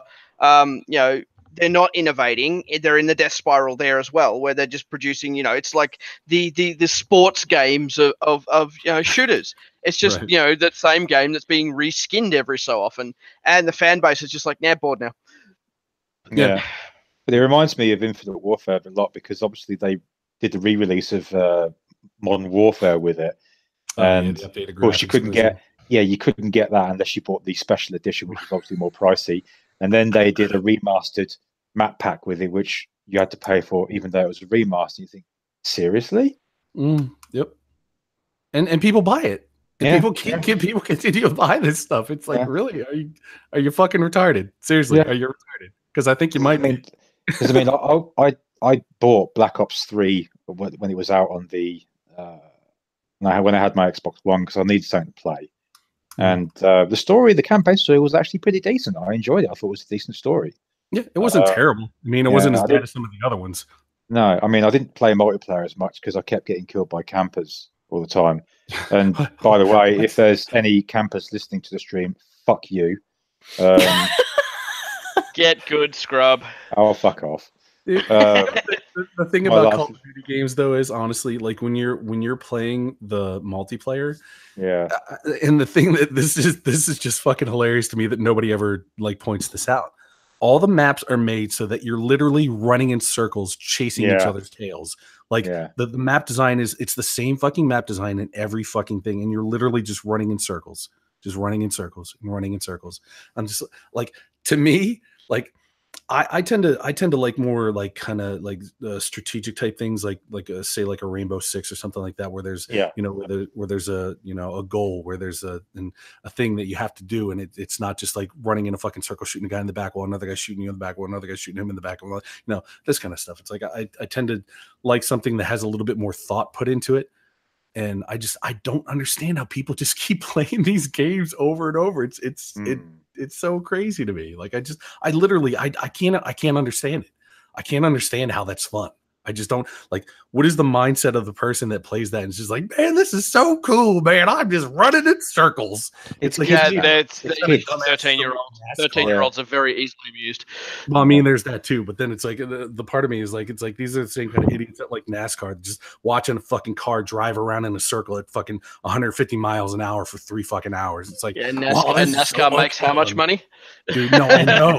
Too much. But I mean, seriously. But I mean, you look at the fucking fans. It's like, sorry, NASCAR fans, but y'all ain't doing yourselves any favors, fucking, with your portrayals, because you're a bunch of fucking dumb hillbillies. But anyway. All right. So on to the next one. Then this is going to be a funny one. We've obviously covered some train wrecks over the years, from Mass Effect Andromeda to Battlefront 2, but this year the crown of that blatantly went to Fallout 76. I have never seen such a fucking mess for a long time, and the problems began right with the beta. Jesus Christ, I don't think I've ever seen anything like this before. This was another game that I was really excited for that was just such a letdown. Me too. Yeah. I will say, though, that there was another game that was tantamount to it as far as like messy launches in The Division. The Division was just as bad, if not worse, because but people weren't hyped for The Division. That's the thing. People were like, they weren't. Bullshit, they weren't. You're crazy. You're off your ass, dude. Please, man. People were excited as fuck for that, man. Look. You're off your shit, Wombat. Sorry, bro. I'm gonna have to agree with Scott Wombat. I think Fallout 76 was worse, because obviously you got the bug that deleted the beta, the special edition bag.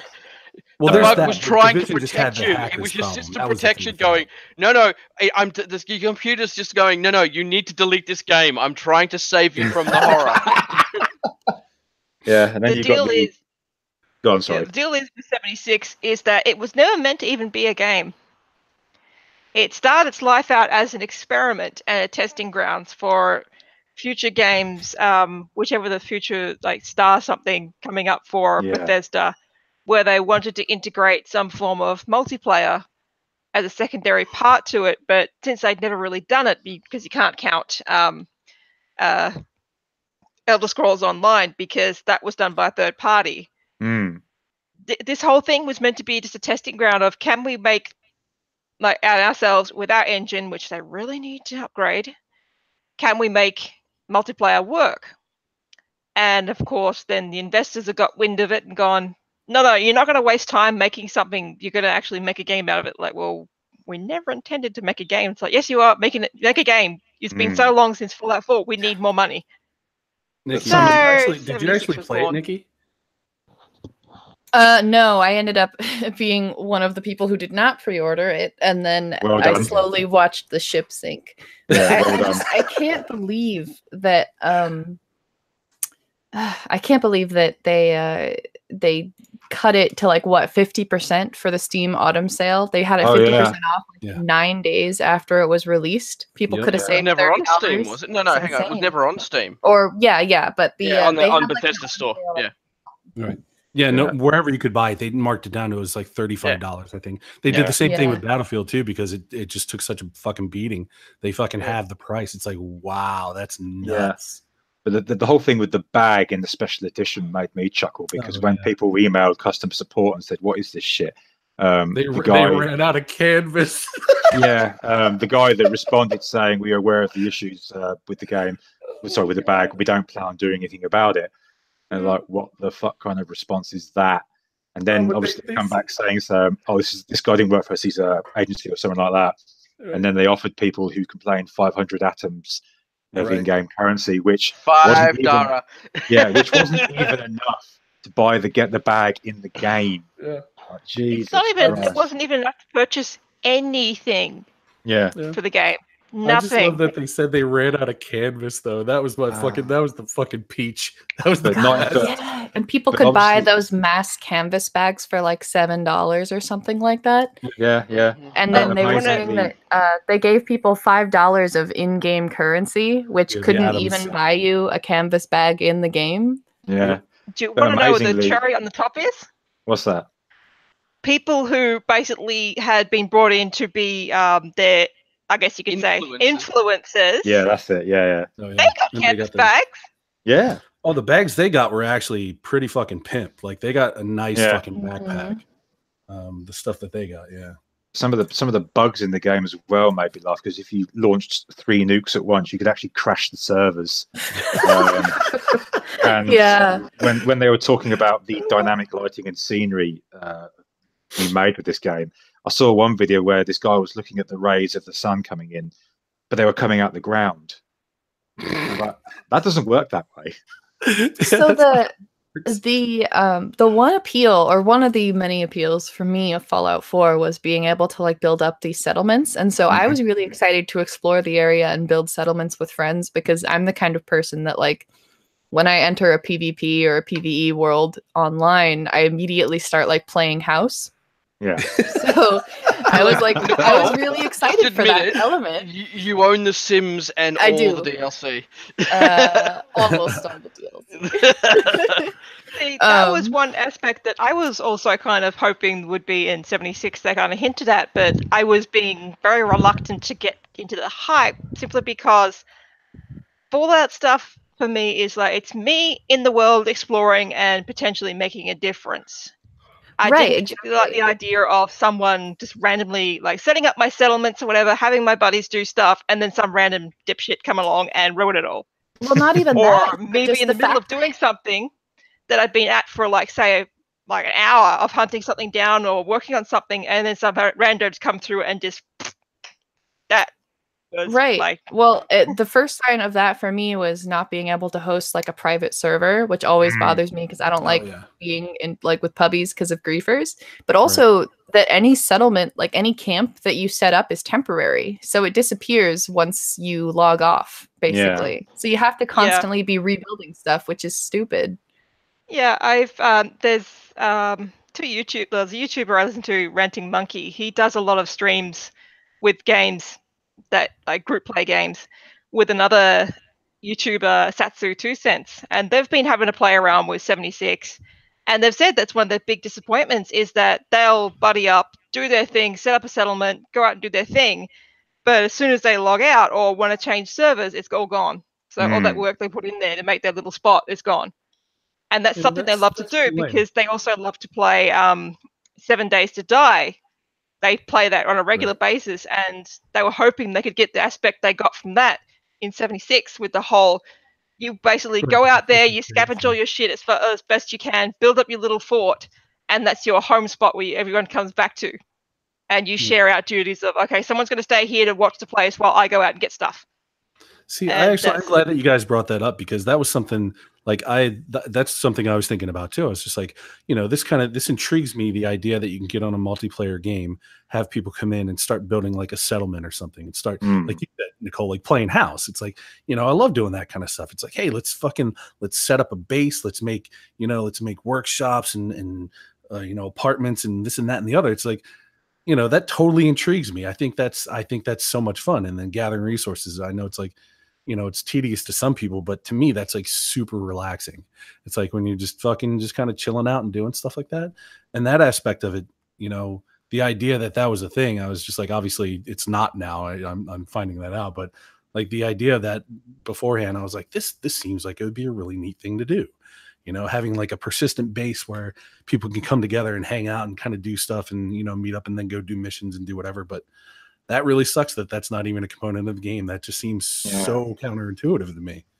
It is. And like they said, that was the most disappointing, like of all the disappointments, the two of them said that was the strongest disappointment because they love doing that. That's why they play 7 Days to Die so much, because they love to experiment, learn from what they failed at last time with building their forts and whatnot.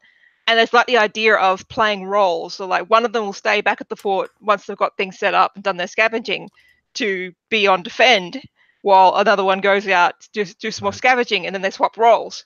Right. So they both get time to be out there in the world, scavenging, playing around, getting stuff, and then coming back. And they also do it usually with, they'll invite up to 3 other people to join them for their private server to do like that, and then get ready for the Horde night. Right. And that's what disappointed them the most about 76 is like we were hoping we could basically have our own little spot. We could say it's our own, build up our little forts, whatnot, have our little group of friends, and be able to set up roles of, okay, I'm going to do all the maintenance of the place. I'm going to do security. I'm going to go out scavenging for food. I'm going to go out scavenging for parts, or that sort of thing. Like actually play like a little game within itself. But no, it completely failed at that. Of course, things got worse for it as well because they released an update. I think it was the beginning of this month to fix various bugs in the game. But then, of course, that patch introduced new bugs, making the game, and also they made the game a lot more grindier to play. Apparently, making it harder to farm items from public camps, increasing the decay of fusion cores, and of course, all this without even announcing it. Naughty, naughty. Yeah, it was all the case of, we're trying to drag the game out more. So instead of, adding more to it, we'll just basically up the grind factor to the point that it's gone from, okay, I'm okay with working for my stuff to okay, this is beyond frustrating the amount of work I have to get put in for such little reward. Yeah, and the thing is, some canny people spotted in the code hints that loot box stuff was coming. Yeah. Right. Why wouldn't it? Yeah. The framework was programmed into it, basically, but who knows if they're gonna even touch it now with how much of a failure it was at launch. Take it out behind the shed and shoot it. Right, this is one of those ones where it's one of those projects like, yeah, you screwed up bad. Thing. I think they're going to zombie along for a bit, and then after 12 months, they're going to shut the servers down and forget it ever happened. I don't know about that. I think and then there was also. But there was also the issue of everyone getting doxxed because their ticket system was broken. Yeah, I remember that. Which, with the impending release of Doom Eternal, has me genuinely worried because I think Bethesda's going to tie Doom Eternal to their crap-ass store, and this is going to be an issue. Of course, all this as well made people laugh because the final boss in the game is essentially an Elder Scrolls dragon. Yeah, yeah. It's actually a bat. Thank you. No, it's a Skyrim dragon. It's a giant bat, apparently, that looks like a Skyrim dragon. It's actually a bat. Yeah. That looks exactly like a Skyrim dragon. People have done side-by-side comparisons. It's a Skyrim dragon. People have already basically put their hands up and warned Bethesda. It's like, you put this free to play anytime soon, like anytime the next month or so. You think you got it bad now. Yeah, I still Actually, think I there's would. an internet lawyer. He does a lot of explaining, explains legalese, which do with law cases and that for people online. And he's actually started up an action thing. It's like, yeah, if you didn't get your refund when you requested it within the time frame that allows within the contract you essentially signed with purchasing this game, I'm setting up a little thing to give you all the information you need to guarantee that you'll get your money back one way or another. There's a class action lawsuit that's been filed against Bethesda for this. Damn. For not giving refunds on time. Mm-hmm. Because they're breaking their own rules that are set up of, we've got a time frame from point A to point B to say, by the time you reach past point B, that's it, that's cut off for refunds. But they're not adhering to it, which is immediately illegal. And it's committing fraud. Because you've basically given a contract that you're not actually sticking to, thusly, yeah, they're really, really, really screwed. Well, I think part of it too is like I understand that there has to be a to protect. There's a consumer protection built in for right of reply, basically, where they have to allow a certain amount of time. I don't know what that amount of time is specifically, but they have to give people a certain amount of time before they can say, yeah, fuck off, you didn't meet the deadline. It's like, all right, be it like 3 months, 6 months, whatever it is, but they have to. A lot of them put it down to how many hours of play have you played, and if you're within the time frame of hours where you say, look, this is not for me, give me my money back. And that's where they're screwing up, because they didn't have a time frame set. They just had number of days after purchase, and people have basically gone, yeah, I've had my dabble, it's shit, give me my money back. And they're going, you played so many hours? No. I'm like, that's not what the contract of this says. It says days, So that not kind of gameplay hours. Fortunately benefits gamers, but now we know that companies are definitely going to avoid that mistake in the future. Oh, not to mention the fact that it depends on what country you're in. There's different, like in America and Australia, I believe that there's the way returns work is completely different. I think there's much more protections in Australia as far as like gaming goes. Like even if it's a digital platform, you still have the right to actually return it. Whereas here, we don't really have that per se. Yeah. Well, for us, it comes down to your $80 game can be $100, $110 here. So that's why it's a bit more of flexibility there. Yeah, there's that too. Right. Because we started on a good note of good games, we'll finish on one, and that's Red Dead Redemption 2. Oh my god! Massive success. Don't spoil it. We'll avoid spoilers here. A massive success, even though no PC release. Yeah, take it away, guys. Me and Wombat are going to go toe to toe on the PC release. Yeah, You know, basically, Respectfully, please. Respectfully. Yeah, respectfully. All right, Scott. You go ahead. Let's take the floor. Yeah. I'm of the opinion that you're not going to see a PC release of Red Dead either 1 or 2, because they learned their lesson with GTA 5 because they're too cheap to run servers and they run peer-to-peer multiplayer, which means that if you've got PCs involved, then it's full of hacks and exploits. So, look, Scott, if it is, I'll make you a one-sided bet, Scott. Okay. If either of those get a PC release by the time we do the stream end of next year, I will pay you $50. If they don't, you basically have to come on stream and say, yes, Wombat was right. Well, no, I don't have a problem with that, but I just like when you look at Rockstar, when you look at what happened with GTA, all right, they released it on the 360 and the Xbox One. Yeah. And then it was like a year and a half later, they put it out on PC. And when they did, I mean, they made a cajillion fucking dollars on the consoles when they did it on PS4, PlayStation 3. They made a cajillion fucking dollars. Everybody loved it. And when they put it out on PC, again, a year and a half later, a year, whenever it was, whatever the time frame was, it was about a year later, roughly. they made an extravagant amount of money. And then they fucking made even more money on all those shark cards and all the other shit. So I literally cannot imagine a scenario wherein they do not do this for PC.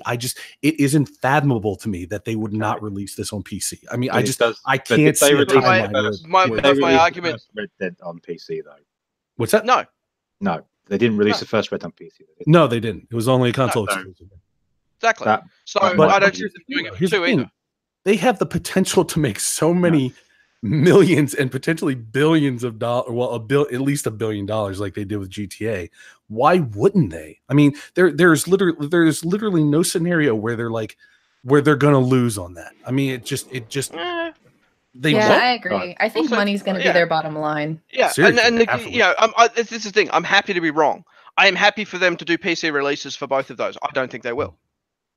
Should we Well, talk I mean, about the I game don't know if itself? they're going to do both. Well, okay, here's something. Damn it. Okay, I can't spoil. All right. What can we talk about the game without spoiling it here? Well, here's the thing. It's like something that Wombat is saying. I can prove him wrong, but it's a spoiler, so I can't All right, really well, say look, it. We'll talk about we'll leave it offline when Yeah. Nicole We'll leave it can cover offline, it. yeah. Because I only just started chapter 2. But Okay. needless to say, it is one hell of a success. I think Wombat, you even called it a comfy cowboy simulator, didn't you? Yeah, that's what I've heard. People have played it. It's comfy cowboy sim.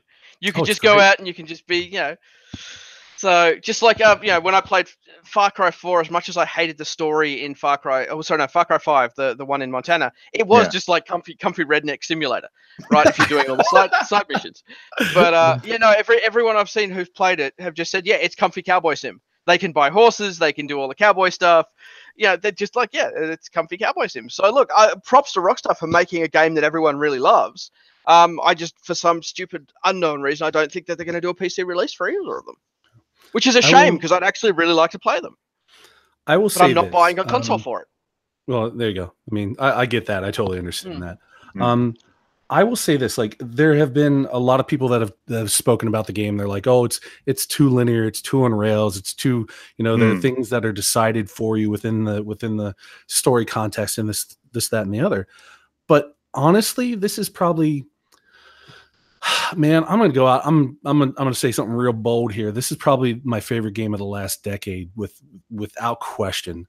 Rockstar has done such a fantastic job with creating the character of Arthur Morgan, and I think it's like, I loved Red Dead Redemption. I loved the first one. I thought that was great, but there was something about John Marston's character that wasn't terribly inviting, and it didn't really feel like he was really growing throughout that story. I mean, the story is great. I loved it. I thought it was fantastic, and I had a lot of fun with it. Just in single player and the multiplayer. But within Red Dead Redemption 2, Arthur Morgan's character is incredibly complex, and I think they did a superlative job of taking the. It's hard to say without spoiling things. So it's like they created a journey for this character that is very satisfying. It's very satisfying. Yeah, and again, I would love to actually experience that for myself, but until they do a PC release, I ain't getting it. Yeah, no, for sure. And that's a tragedy. Again, anyway. Let's move on. We'll leave that there to avoid spoilers. But but they made a great game. There is a lot of.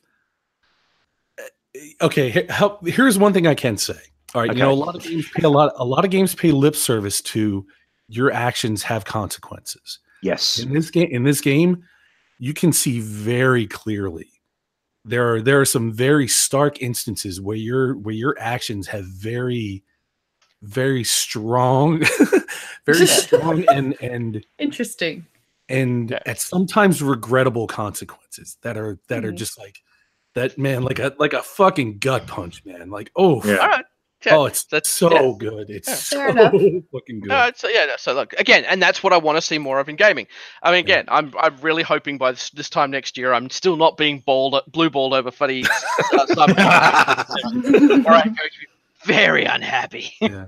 But to finalize I can make my thoughts, though, euphemisms I can't about what will recommend this happen when game that enough. game comes out, but I'm going to keep it clean. Yeah, keep it clean, please. Yeah, I can't recommend so- it enough. Sincerely, people, I think people would do themselves a favor to play this game. I think it's one of the best games my favorite game in the last 10 years, without question. I think it's. Okay, I think okay. it's, I don't want to say it's perfect. Rockstar's dick out of your mouth. It's okay. No, I know. I give it an 8 out of 10. I think there's so much good about it that it's man. Yeah. Okay. Oh, it's so So good. we'll get on to the last topic then, which is also another staple of these streams since 2016. And that was the anti-Gamergate folk that were revealed to be the very thing they were accusing the other side of being. The first year we talked about it, there were 3 that was outed. The following year, there was 17, as I recall. This year we had some more, as you probably guessed by now. An update on one we talked about from last year, though, was Andy Signor, one of the creators of Screen Junkies, who was revealed to be a sexual predator type creep. Yeah.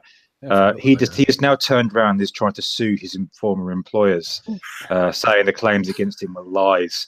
The worst part of this was, for Screen Junkies anyway, was the details given by an article that accompanied this from the Hollywood Reporter, making such claims as the Screen Junkies management and shareholders engaged in sexual and personal relationships with employees, interns, and fans.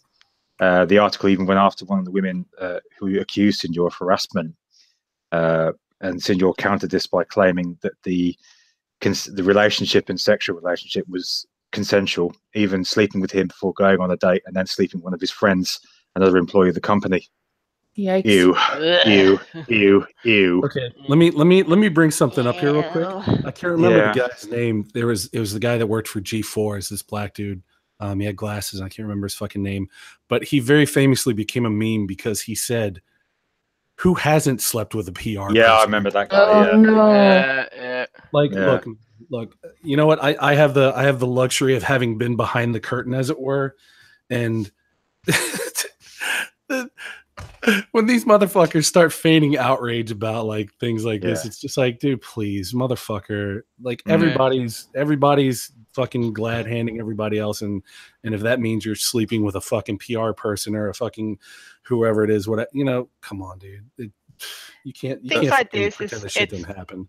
I keep coming back to the whole thing of, you can guarantee anyone who screeches especially loud about some sort of like bad thing, whatever the taboo lately is or whatever else, you pretty much guarantee they're 100% guilty of doing it themselves. They're just trying to basically point the finger and go, oh, that guy over there or that person over there did the thing. I didn't do such a thing. They did. Yeah. It's a game of not it. It's like, if they can, it's like, not it. It's like, oh, you're the one that, sorry, pal, you're it. Now, I don't know how this will go, but it should be an interesting lawsuit to watch unfold. But then, of course, we've got to turn to the ones that were really outed this year in one form or another. First of all, there was Brandon Boyer, apparently one of Zoe Quinn's, how do I put this? Liaisons. Yeah, liaisons, perhaps. He was accused of serious misconduct and removed from the board of directors. Sorry, what? Boyer, from just to give context, here's from GDC, right? That's what we're talking about. Yeah. Okay. He was removed from the board of directors of Youngos Rancheros, if I'm saying that right. He posted a long but very vague apology for his actions on Twitter back in April now, and hasn't been seen since. The accusations, it's a mystery as to what they are, but the people that have talked about it claim abuse of some kind towards women in particular. Oh dear. And then we had. Then we had not as I do. Then we had Matt Conn, who was a notable critic of GG. He was forced to step down from his position of CEO of Midboss and Gamer X following multiple allegations of labor theft, sexism, racism, and sexual harassment by former employees. He deleted his Twitter account and claimed he was going to seek therapy for his actions. That's a full-scale IED. That was that old one. Yeah, that's not. I didn't do it. It's no, I totally did that, and I'm gonna go. Yeah. And then that's what gets me with these morons is that you have an opportunity to quietly step away and say nothing, yet you can't stop flapping your chops and keep your sticky fingers off the damn keyboard and pretty much out yourself. Idiots. Yeah. Then we had Con's replacement at Midboss, Tony Rocca. Who likened GG supporters to pedos and racists, was also forced to stand down following claims of sexual harassment against a few members of staff. and reportedly threatened to smear one as a transphobe after refusing her advances. Oh no, I hate that. That's the fucking worst. Yeah. And then this is my favourite one. Graham Linehan. Oh yeah, yeah. He famously referred to and he referred to any woman who supported Gigi as being stupid and ill-informed. Was given a harassment warning from police after he went after a transgender individual on Twitter. And has not learned his lesson and is still going. And apparently this individual has now tried to sue him. Good. Whoops. Yeah. So again, and he come out. He recently as this week, basically made essentially saying that standing up to trans activists was the same as Jews standing up to Nazis. Yeah. Fucking hell. So look, I'm just happy to sit back and watch it's the whole let them fight. Yeah. Graham Linehan is such a hero. Oh my gosh. He's such a hero. Yeah, the thing is he's also getting treatment for the testicular cancer. So I'm like, yeah, dude, you might want to just get off Twitter for a while and just deal with the bowel cancer first. Yeah. Yeah. Now, obviously, as we've covered one side, we have to cover the other side of this. And earlier this year, we had some action from Milo. Amazing. Nicole's going to love this one. After loudly announcing he was suing Simon & Schuster for dropping his book deal, he quietly dropped the suit against him in February, saying he didn't want to spend the money he'd made off his book on the next 2 years. Probably because he'd lose. Because he didn't have the money to spend. Yeah. And this, of course, as you guessed, it followed the fact that he's now been reported to be in at least $2 million worth. Right. Well, from his lawsuit, that's where it came from. So it's not really reported; it's confirmed. I mean, there were documents. Court documents have shown. Yeah. Yeah. And of course, that's including the $50,000 he spent on his wedding. Right, and it's also it has like an itemized list of like how much money he owed certain people at the time, and it's like, ooh, there are people on that list that I warned he would not pay them because that's what he does. He just employs people and then just doesn't pay them even if he says he will, and that's exactly what happened. People got burned. Well, and I was not surprised. No, it reminds me of that privilege grant he started where we had Margaret, what's her name? I can't think of her name now. Margaret. Shitbag. Where she was involved in it, but he tried paying her off over something and she said, fuck off, and then started broadcasting this on Twitter, to which I don't think anyone listened.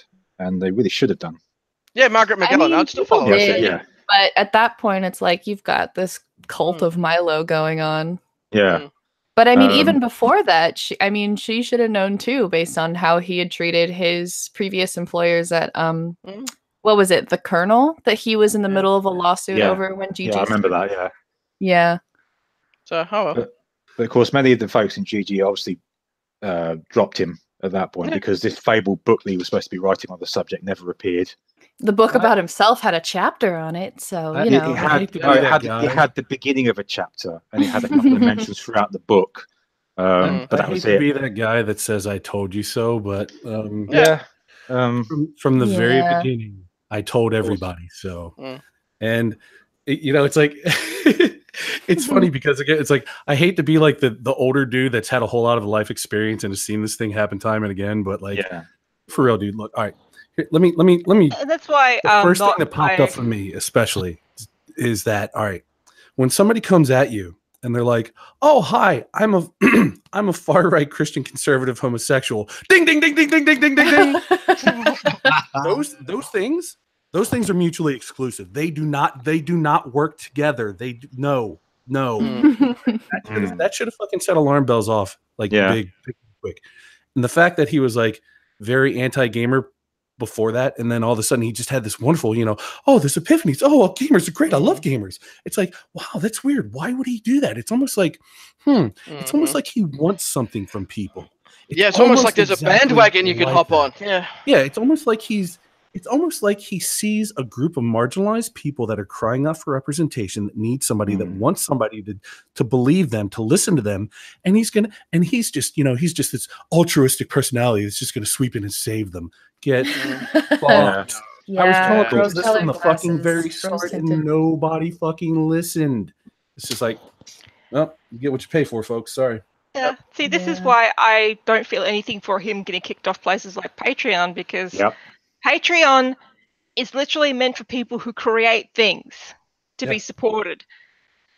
If you want money, dipshit, go to GoFundMe. And even there, you won't get a red cent. And it's so ironic because everybody spent all this time criticizing what was basically like hipster welfare. Yeah. Only for Milo to finally give in and be like, hey, please fund my existence. Yeah. Thanks. But again, but what just galls me is the fact that, you know, all the usual suspects have not been kicked off because they're doing exactly the same thing Milo is. So, you know, there is that as well. Yeah, again, I just want equal enforcement of the rules, which means that Wu, you know, Quinn and all that get kicked off as well. But no. Good luck with that, friend. Yeah, Patreon and Twitter are definitely giving passes to like the more liberal side of politics. Oh, it's not just that now. They've gone down the rabbit hole of a lot of the Oh, I was saying I do think that a lot of the conservatives who got banned deserved it. Even though that a lot of people are like, well, what about the left stuff? And it's like, yeah, that's a problem too, but that doesn't mean that we should let those people back on. Yeah. It makes my argument. It's all of one. You can't have it both ways. It's like enforce the rules equally, and but you got to look at some of the things that people were doing, like fucking, you know, prime example, Lauren Southern fucking going and setting up blockades and shit in boats. It's like, that's a little bit worse than somebody, you know, not making a game they said they were going to make on fucking Patreon. You know? Right. There are degrees. There are degrees. Yeah, true. But the irony of it is, I remember before all the block box came into place, there was a little exchange between Milo and Quinn where he accused her of living off people's handouts.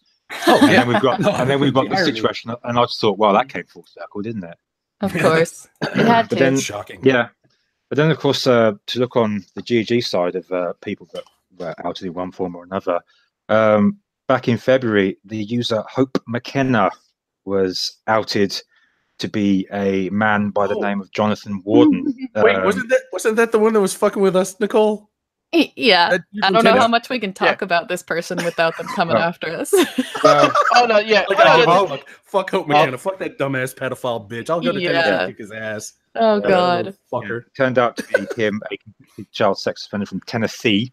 When he realized the game, and everyone thought it was like so cute that they were always trying to like start internet fights with me and being like, "Oh, it's just like a teenage girl thing, whatever. She'll grow out of it." And the whole time, I'm like, "This is so not a teenage girl." There was like 0% chance. And then it finally came out. Mentally ill is the truth of the matter. It was always funny. People always had their suspicions about Hope. Hope, do you want to get on Voice? And because I know people who'd play Overwatch and that with Hope before they knew who Hope really was.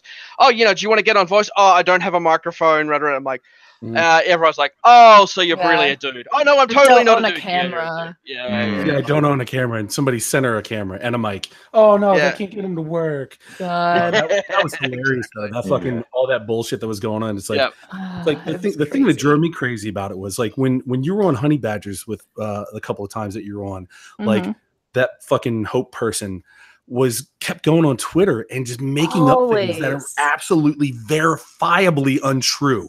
And she had a fucking swarm of motherfuckers. Well, he had a swarm of motherfuckers behind him being like, "Oh, fuck Nicole, fuck you, fucking Honey Badger, fuck this." It's like, dude, listen to the fucking show. That nothing this person has said happened ever. That was the worst thing about it. It was just that, like, because, like, okay, I understand if people dislike me for the opinions that I hold, like, that's understandable. But don't dislike me because you heard that I said a thing. And then even when I can, like, tell you and show you that I didn't, like, it just became, like, this huge, like, weird feedback loop. It was almost like, and it still exists, like, but thankfully now that this person is gone, it's less prolific, but it's still like I have this weird like fan fiction backstory now, which is pretty interesting. see, I just blocked all those fuckers, like QQ and all that fucking, all those shit bags. I just blocked all of them because I was just like, I'm not having this. You motherfuckers obviously don't want to have an honest discussion.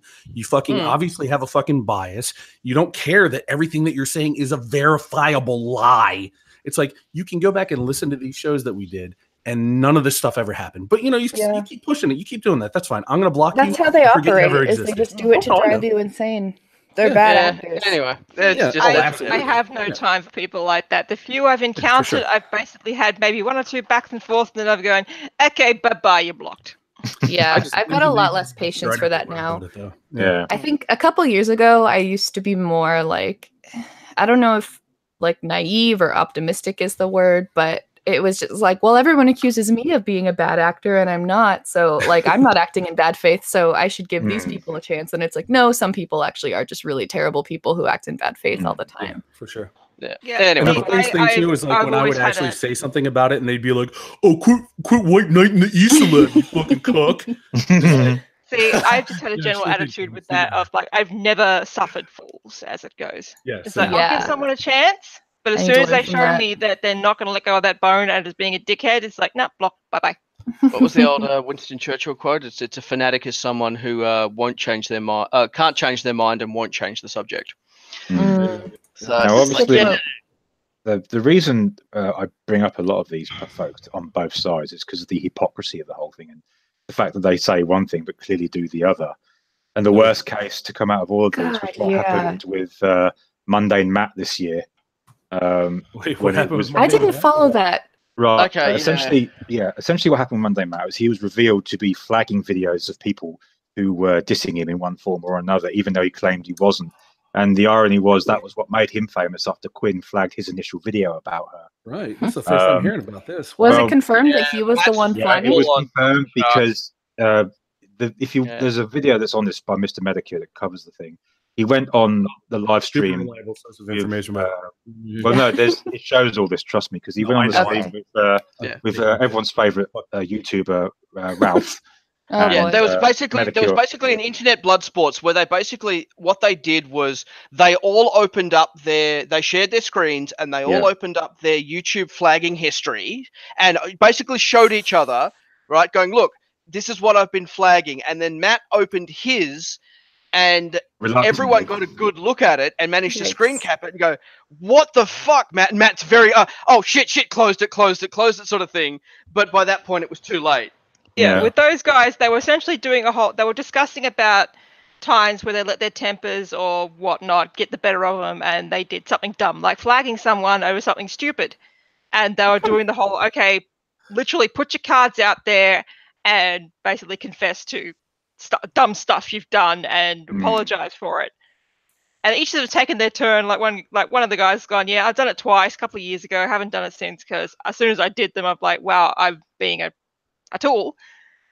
And I've blown things. I need to step back. So they got round to Matt's turn. He's sort of fussing and carrying on. And he didn't realize that they could see his screen. Like the general public that were watching the stream couldn't, but they were sharing each other the screens behind Yeah. things. So they were showing each other what they'd done. And he's come up and you hear when the guy goes, Matt, no! Yeah. Like, oh. Yeah. Like, no! I'd say to anyone, watch the Medicare video because it captures the whole thing. Because when someone said to him, "Okay, Matt, show your screen," he went dead silent. And that's when I This is thought, why you just "Oh, don't no." interact with any of those people ever. No. Just stay out of fucking it. seriously. Stay but far obviously- away. Especially Medicare. Talk about a fucking bad I actor. know. Jesus fucking Christ. But obviously, Matt took some damage from it. He lost about 10,000 subscribers as a result. But although he's still Rightfully so, going, then. I mean, But, if you see, and that's what I'm talking about, dude. Like when I say I'm Yeah. not on your fucking, when I say I'm not on your side, that's the kind of shit I'm talking about because people are fucking terrible fucking hypocrites and they will fucking lie and do bullshit like that. And it's just like, you know what? Me personally, and I don't mean to sound like a fucking put myself up on the cross like I'm a fucking saint or anything, but I try to be as best as I can on the side of truth. First and foremost, it's like I don't, it's like, so when I see shit like this, it's just like it's really disheartening. But it's just like people are fucking flawed and stupid and petty, and it is what it is. I mean, at the end of the stream, Matt Medicare even said to Matt, "Look, were you actually doxxed? Did you dox yourself?" And he said, "No, of course I didn't." And Medicare was like, "Well, why would I believe you now?" Which I think has compromised his whole credibility as a result. And it's such a shame because he really fucked up with that one. And the irony of it being, again, it was how he came to be in the first place after Quinn flagged his video. Right. I find it's a case of with all these people that this gets to, they've become ego bloated. They've become too invested absolutely. in their own, like basically too invested in puffing their own farts to the point that they don't seem to realize that they're doing exactly what they advocate against. and they do exactly what they basically say. Oh, don't do that. That person's horrible for doing it. It's like, but dude, you're doing it too.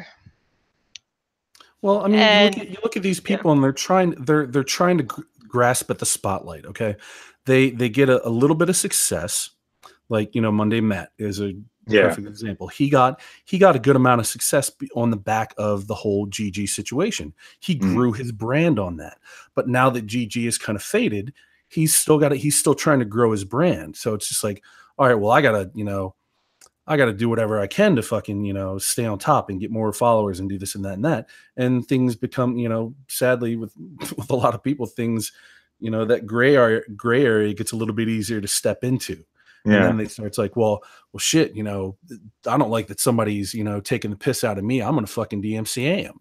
And it's just like, and like I said, man, it's just like people stop being on the side of truth, and they stop being on, they lose their principles real easy when money gets involved, when they have when they're getting a paycheck from, ad dollars from Google or Patreon or whatever it is. And that's something that's always fucking disgusted me. And that's always kind of why I've kind of shied away from that kind of exposure. Cause it's like, it's so easy for people just to go down that road. And it's just like, I don't want any part of that nonsense. It makes me laugh because I remember being in my work canteen. I was sitting at the table with one of my friends and one of my managers, and we were talking about YouTube because of the stupid amounts of money people make on it. And my friend said, "Yeah, man, I'd quit my job and do YouTubing." To which my manager sat up and went, "What?" And my manager sat up and went, "What? Sit on your ass and chat shit for hours? I'll give you a reference for that." Nice. Yeah. Yeah. Watching people try to make it on YouTube these days as like a full-time job is literally like the definition of like, don't quit your day job. Like you can be good at it, but don't quit your day job because this well is going to run dry. Yeah. The people I follow on YouTube these days are people that are grounded enough that they know that they see YouTube as a bit of fun, a bit of entertainment, and something for them to basically have interaction with people. They don't see it as this is my living. Right. It's not a career. Because YouTube's made it impossible unless you're willing to become a Logan Paul. Like, No. Yeah, they've he's a fucking the people I follow. Yeah, the people I follow have made it clear. It's just like when they actually make jokes now to do with like, oh, this is gonna basically get me like my AdSense kicked off or whatever, but they don't care because they're like, if you want to support me, there's other means, but it's more or less a nice little thank you for supporting me, but you don't have to. And I'm doing this because I want to, not because I'm looking to basically make this a full-time job or gain some notoriety or something. I do it because I enjoy it. Right. And those are the best creators to follow too, because if you look at, I don't want to call out any particular names, but if you look at a lot of the people who were involved in like Gamergate, for example, they attracted a certain kind of audience. And in order to maintain the income that they had become accustomed to from YouTube and things like that, they had to keep pandering to that audience. I'm sorry. I had something. So you've got a lot of people who ended up drifting further and further to the right in their content, whether or not they are to the left, like in their personal life. But there's been a definite shift where it's like, if they want to keep making their income and like surviving off of YouTube, they had to pander to a certain crowd. And that's required a lot of selling out. I'd like to see you do some more videos, actually. It's been a while. I should. I keep telling myself I'm going to, and then I don't. I have all of these ideas, but I love writing the script and getting the information out there, but filming sucks and editing sucks. So, the hard parts. Yeah. I'm kind of the same way. Like, I would love to do some stuff, but then at the end of the day, it's just like, whatever. It's just too much fucking work. I'm going to play Red Dead Redemption. On it. Yeah, exactly. Seriously. Oh my God. People I still follow on YouTube, like on a regular basis, to do regular videos. They do it because they enjoy it, and they found a little niche where they can keep rolling. That's not particularly associated with something like Gamergate or whatever. That's going to eventually fizzle out. They're the ones that have kept going because they haven't tried to attach themselves to some movement that's not going to last forever. That's really smart because some people didn't have the foresight to think that far ahead, and like Nicole didn't say. But I did. Some people, are still they're having to feed the beast on a daily basis or a weekly basis, as it were, because I don't want to say they've sold out per se, but it's just like you become you become what the fuck is the word I'm looking for? You become like Stared almost to the void. well, an indentured servant to a certain extent. Yeah, that's true. Excuse me. You become an indentured servant to a certain extent because you start playing a certain game where you're ticking that dopamine fucking button on your viewers that are paying you, and you have to keep ticking that fucking button on their brains to make them keep paying you. So you've created this symbiotic relationship where it's like, oh, well, you kind of fucked yourself because now you're playing to a certain audience and they expect you to do this thing and they want you to do this thing. And if you don't do this thing, they're going to cut you the fuck off and then you're fucked. Yeah. So, and I have no sympathy for people in that position because they know exactly how they got there and they made that choice. I mean, there are a lot of creators who had the chance. There are a lot of creators who had the chance to like to capitalize on like that corner of the internet basically, but chose to keep their dignity instead, and I respect them a lot for that. I'm not saying I'm one of them because I'm lazy as shit and I just didn't do anything. But you know what, though? I think a lot of people they don't have that cogent moment where they think about that. I really don't think it ever clicks. You would think that, but some of the like the biggest like alt-right grifters, I've like seen conversations and like screenshots of like things that they've said where they indicate that they know that a lot of their base is like made up of like white supremacists or something, and that it scares them, but they don't know how to make it stop and keep their income. And so it's like if they choose to keep going down that path, they're making a conscious decision to do that, you know, which is why I don't feel bad calling them out. Yeah. But I just what I was saying was, though, I don't think some people have the foresight to understand that that's happening. Oh, that's true. Yeah, until it's too late. Yeah, exactly. Until they're already knee deep in it. Like Sargon, I think he's a smart guy. He's a fucking smart dude. He knew what he was doing. He knew that he was fucking playing to a certain crowd. He knows that he's playing to a certain crowd. Lauren Southern's another one. Exactly. These people are opportunists. They are fucking, like you said, they're grifters. They're opportunists. And they know what they're doing. They full knowledge, you know. So it's like, exactly, you don't feel bad for them. I don't feel bad for them at all. They made their bed. They got to fucking lie in it, you know. Such is life. All right. So, final topic: predictions for 2019 in the gaming world. Oh God. I just really want Animal Crossing to be good. That's all I want. Animal Crossing was still never fucking good. on about Animal Crossing, are you? We'll take it one at a time. Nicole, you first. Okay. Predictions.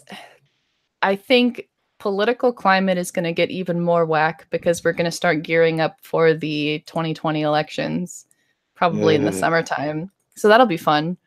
I think game-wise, I don't know. I think it's going to be a good year for the Switch next year, but I don't foresee. I mean, I feel like a lot of the fallout, like the controversy, happened towards the end of this holiday season. So I feel like there's going to be a little bit of a break. Okay. But I don't know. All right, Scott. Oof, man, you caught me flat-footed on this one. I've been trying to think about. Oh, seriously, that's not true. No, no, for real. Like I've been trying to look at like games that are coming out in 2019 and things that to look forward to, but there's not really anything that's happening that's really got my attention. I mean, I feel kind of like a schmuck to be like this right now because it's like, you know, this is kind of like the big question at the end here, but there's nothing that's standing out to me. Well, that's a perfectly good answer there because yeah. But I mean, like for me, Red Dead was the thing that I had been waiting for, and it paid off just perfectly for me. I thought it was brilliant, absolutely fucking brilliant. And past that, there's nothing that's like, nothing has my interest. I mean, I wish it did, but I'm just kind of like, whatever. No, I think that's actually a pretty good answer because it does demonstrate one of the ways the gaming industry is going. If there's nothing coming out, it's like, okay. So, I mean, like, I wish I could have Nicole's kind of wide-eyed optimism about the Switch, but there's nothing about that. I mean, I can't even tell you the last time I touched the fucking thing. Okay, let me pull up a list of all the good things that are going to come out. I just saw like somebody compiled them the other night. Okay. Maybe come back to me. I'll find it. Right. But as a guy, I can't buy a Switch because I have self-respect. Well, it was a birthday Yeah, present. you have so. kids. That's the thing. You have kids, Justin. So you've got an excuse to have a Switch. But I'm sorry, the soy face guys with Switches just ruined it for me. Oh my God, Oh yeah, I remember those photos. But go on, one about your predictions. Okay, so we're going to see an increasing rush of companies moving towards microtransactions in mobile games because, especially in the AAAs, because that's what their shareholders want. Yeah. You're then probably going to start seeing governments moving towards regulating the crap out of this shit at the end of this year, end of 2019, getting into 2020. So I reckon that's going to put a dampener on it. You're going to see an increasing crackdown on companies getting rid of woke people, as we saw with Ubisoft this week, where they had one of Ubisoft's developers go after PewDiePie, and Ubisoft just went, "Yeah, there's the door. Off you go." Did they fire that girl? Yes, They fired her. Really? Oh, shit. I didn't Yeah, see she that got one. catapulted. She pretty much got frog marched Wow. out. Yeah. Interesting. Good for So them. Yeah, with that case, is people were monitoring her thing, and apparently she got frog marched, and someone in the same offices as her basically said, yeah, her rhetoric wasn't shared by anyone else there, and the higher ups basically saw that post, knew who she was basically going, you know who you are as far as that goes, Yeah. and basically said, no, we're not going Wow. to tolerate this. We're already in a bad position, and what you've just done is a huge smack on us, because you've not only called out our industry fellows to do this, you've got our name essentially in your bio twice. Yeah, never put. And once her Snapchat went quiet, everyone looked at her bio again, and suddenly everything to do with Ubisoft's gone, and there's been a line added in that's like, all posts are my own. Yeah, you should never slander and libel Yeah, somebody on a yikes. business account. Yeah, It's probably not a good because when it comes down to it, it's all about the Benjamins. It's all about the money. And Yeah. I think after the last year or so of game releases where you've seen a whole heap of games underperform quite seriously, I think there are a lot of them are sort of, and I had discussions with Mark Kern and DMs on this, in that it's a problem now that basically the higher ups are now paying attention, going at, because the balance sheets are all coming through, and I will be very curious to see once the Q4 results for 2018 get released in February or so, how badly some companies are tanking in terms of releases. And the common factor is the old meme, get woke, go broke. So I think you're going to see a lot of these companies are now going to be cracking down on their woke employees, just going, you can have opinions, just don't have them on our time with our name on it. Exactly. And they're basically good because, again, people play games to escape this crap. When game companies are increasingly inserting, and it's AAA's inserting this stuff in, then you're going to have, the companies are just going, yeah, this is now severely negatively affecting our balance sheets. They're going to be cleaning up their industry and getting rid of these guys. Like, again, you've seen EA, Ubisoft, Activision, basically all the majors have had really, really underperforming games this year. Like Red Dead, like Rockstar's been the exception. As a rule this year, all the releases for all the AAAs have been pretty bad, like in terms of performance. So, I reckon we're going to see a crackdown of that. I think Tumblr's going to be proper dead by this time next year. Absolutely. Right? It's Forgot about that. I reckon by this point I'm hoping that I'm going to be saying all the same things that you guys are saying about Red Dead, about Cyberpunk. We hope.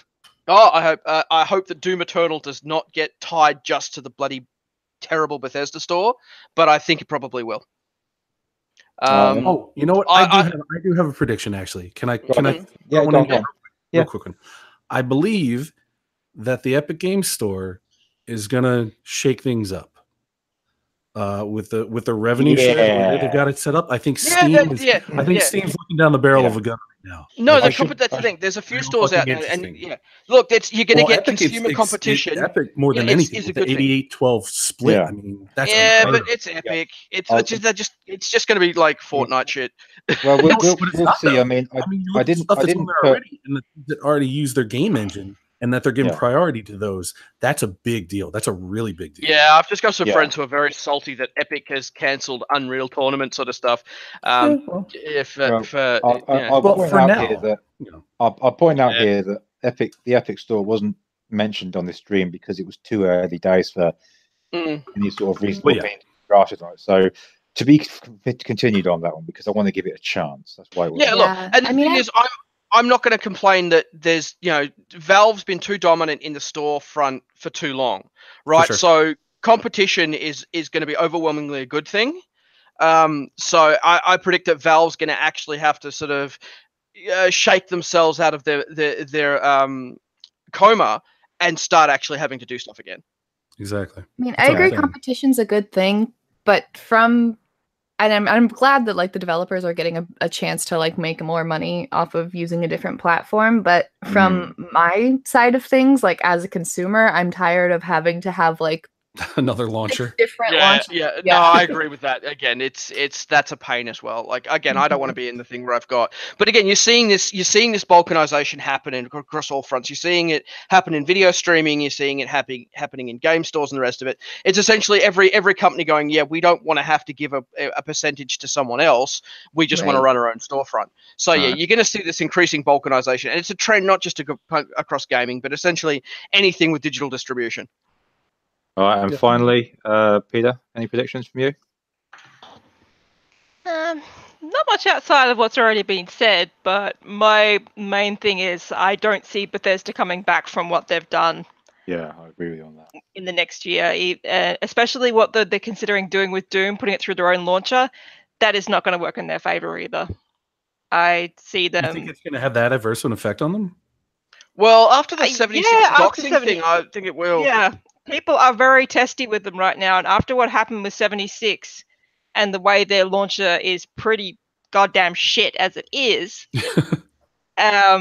this is not going to work out well for them. Tell us what you really think, honey. Yeah, I don't see them bouncing back from this. I don't see them bouncing back from this massive failure for at least like maybe end of next year if they finally do stuff to basically earn people's trust back. But it's going to be a pretty hard one thing because this has not been just one mistake. This has been mistake after mistake after mistake after mistake, and each mistake's been worse than the last. I actually want to see ID Software buy themselves, buy their freedom from Bethesda, to be honest, because they clearly, ID Software as a subdivision, clearly know what their audience wants and clearly is making games that people were throwing money at the screen for. It's just unfortunate they're currently fettered to a corpse.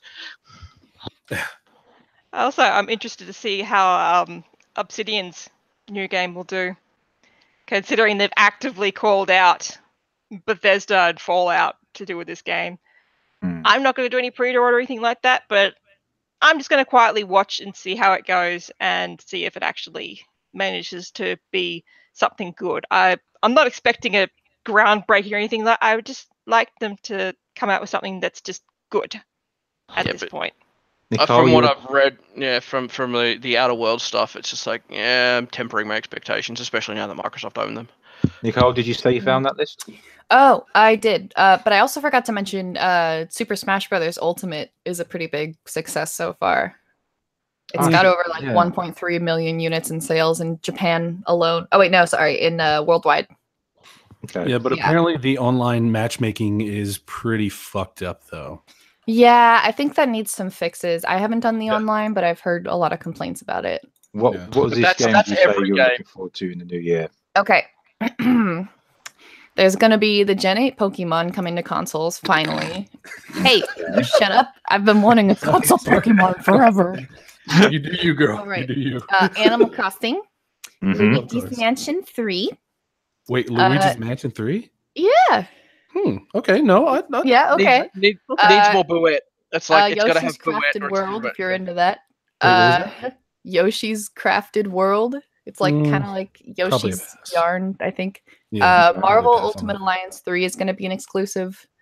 Fire Emblem, a new game called Town, and then they're going to be porting over a bunch of like Sonic Racing and Crash and Ace Attorney and Mortal Kombat, Doom, Resident Evil, that kind of stuff. And then also they're going to have Metroid Prime 4, Bayonetta 3, and Shin Megami Tensei 5. And Persona 5, supposedly. Yeah. So honestly, they've got a lot coming up.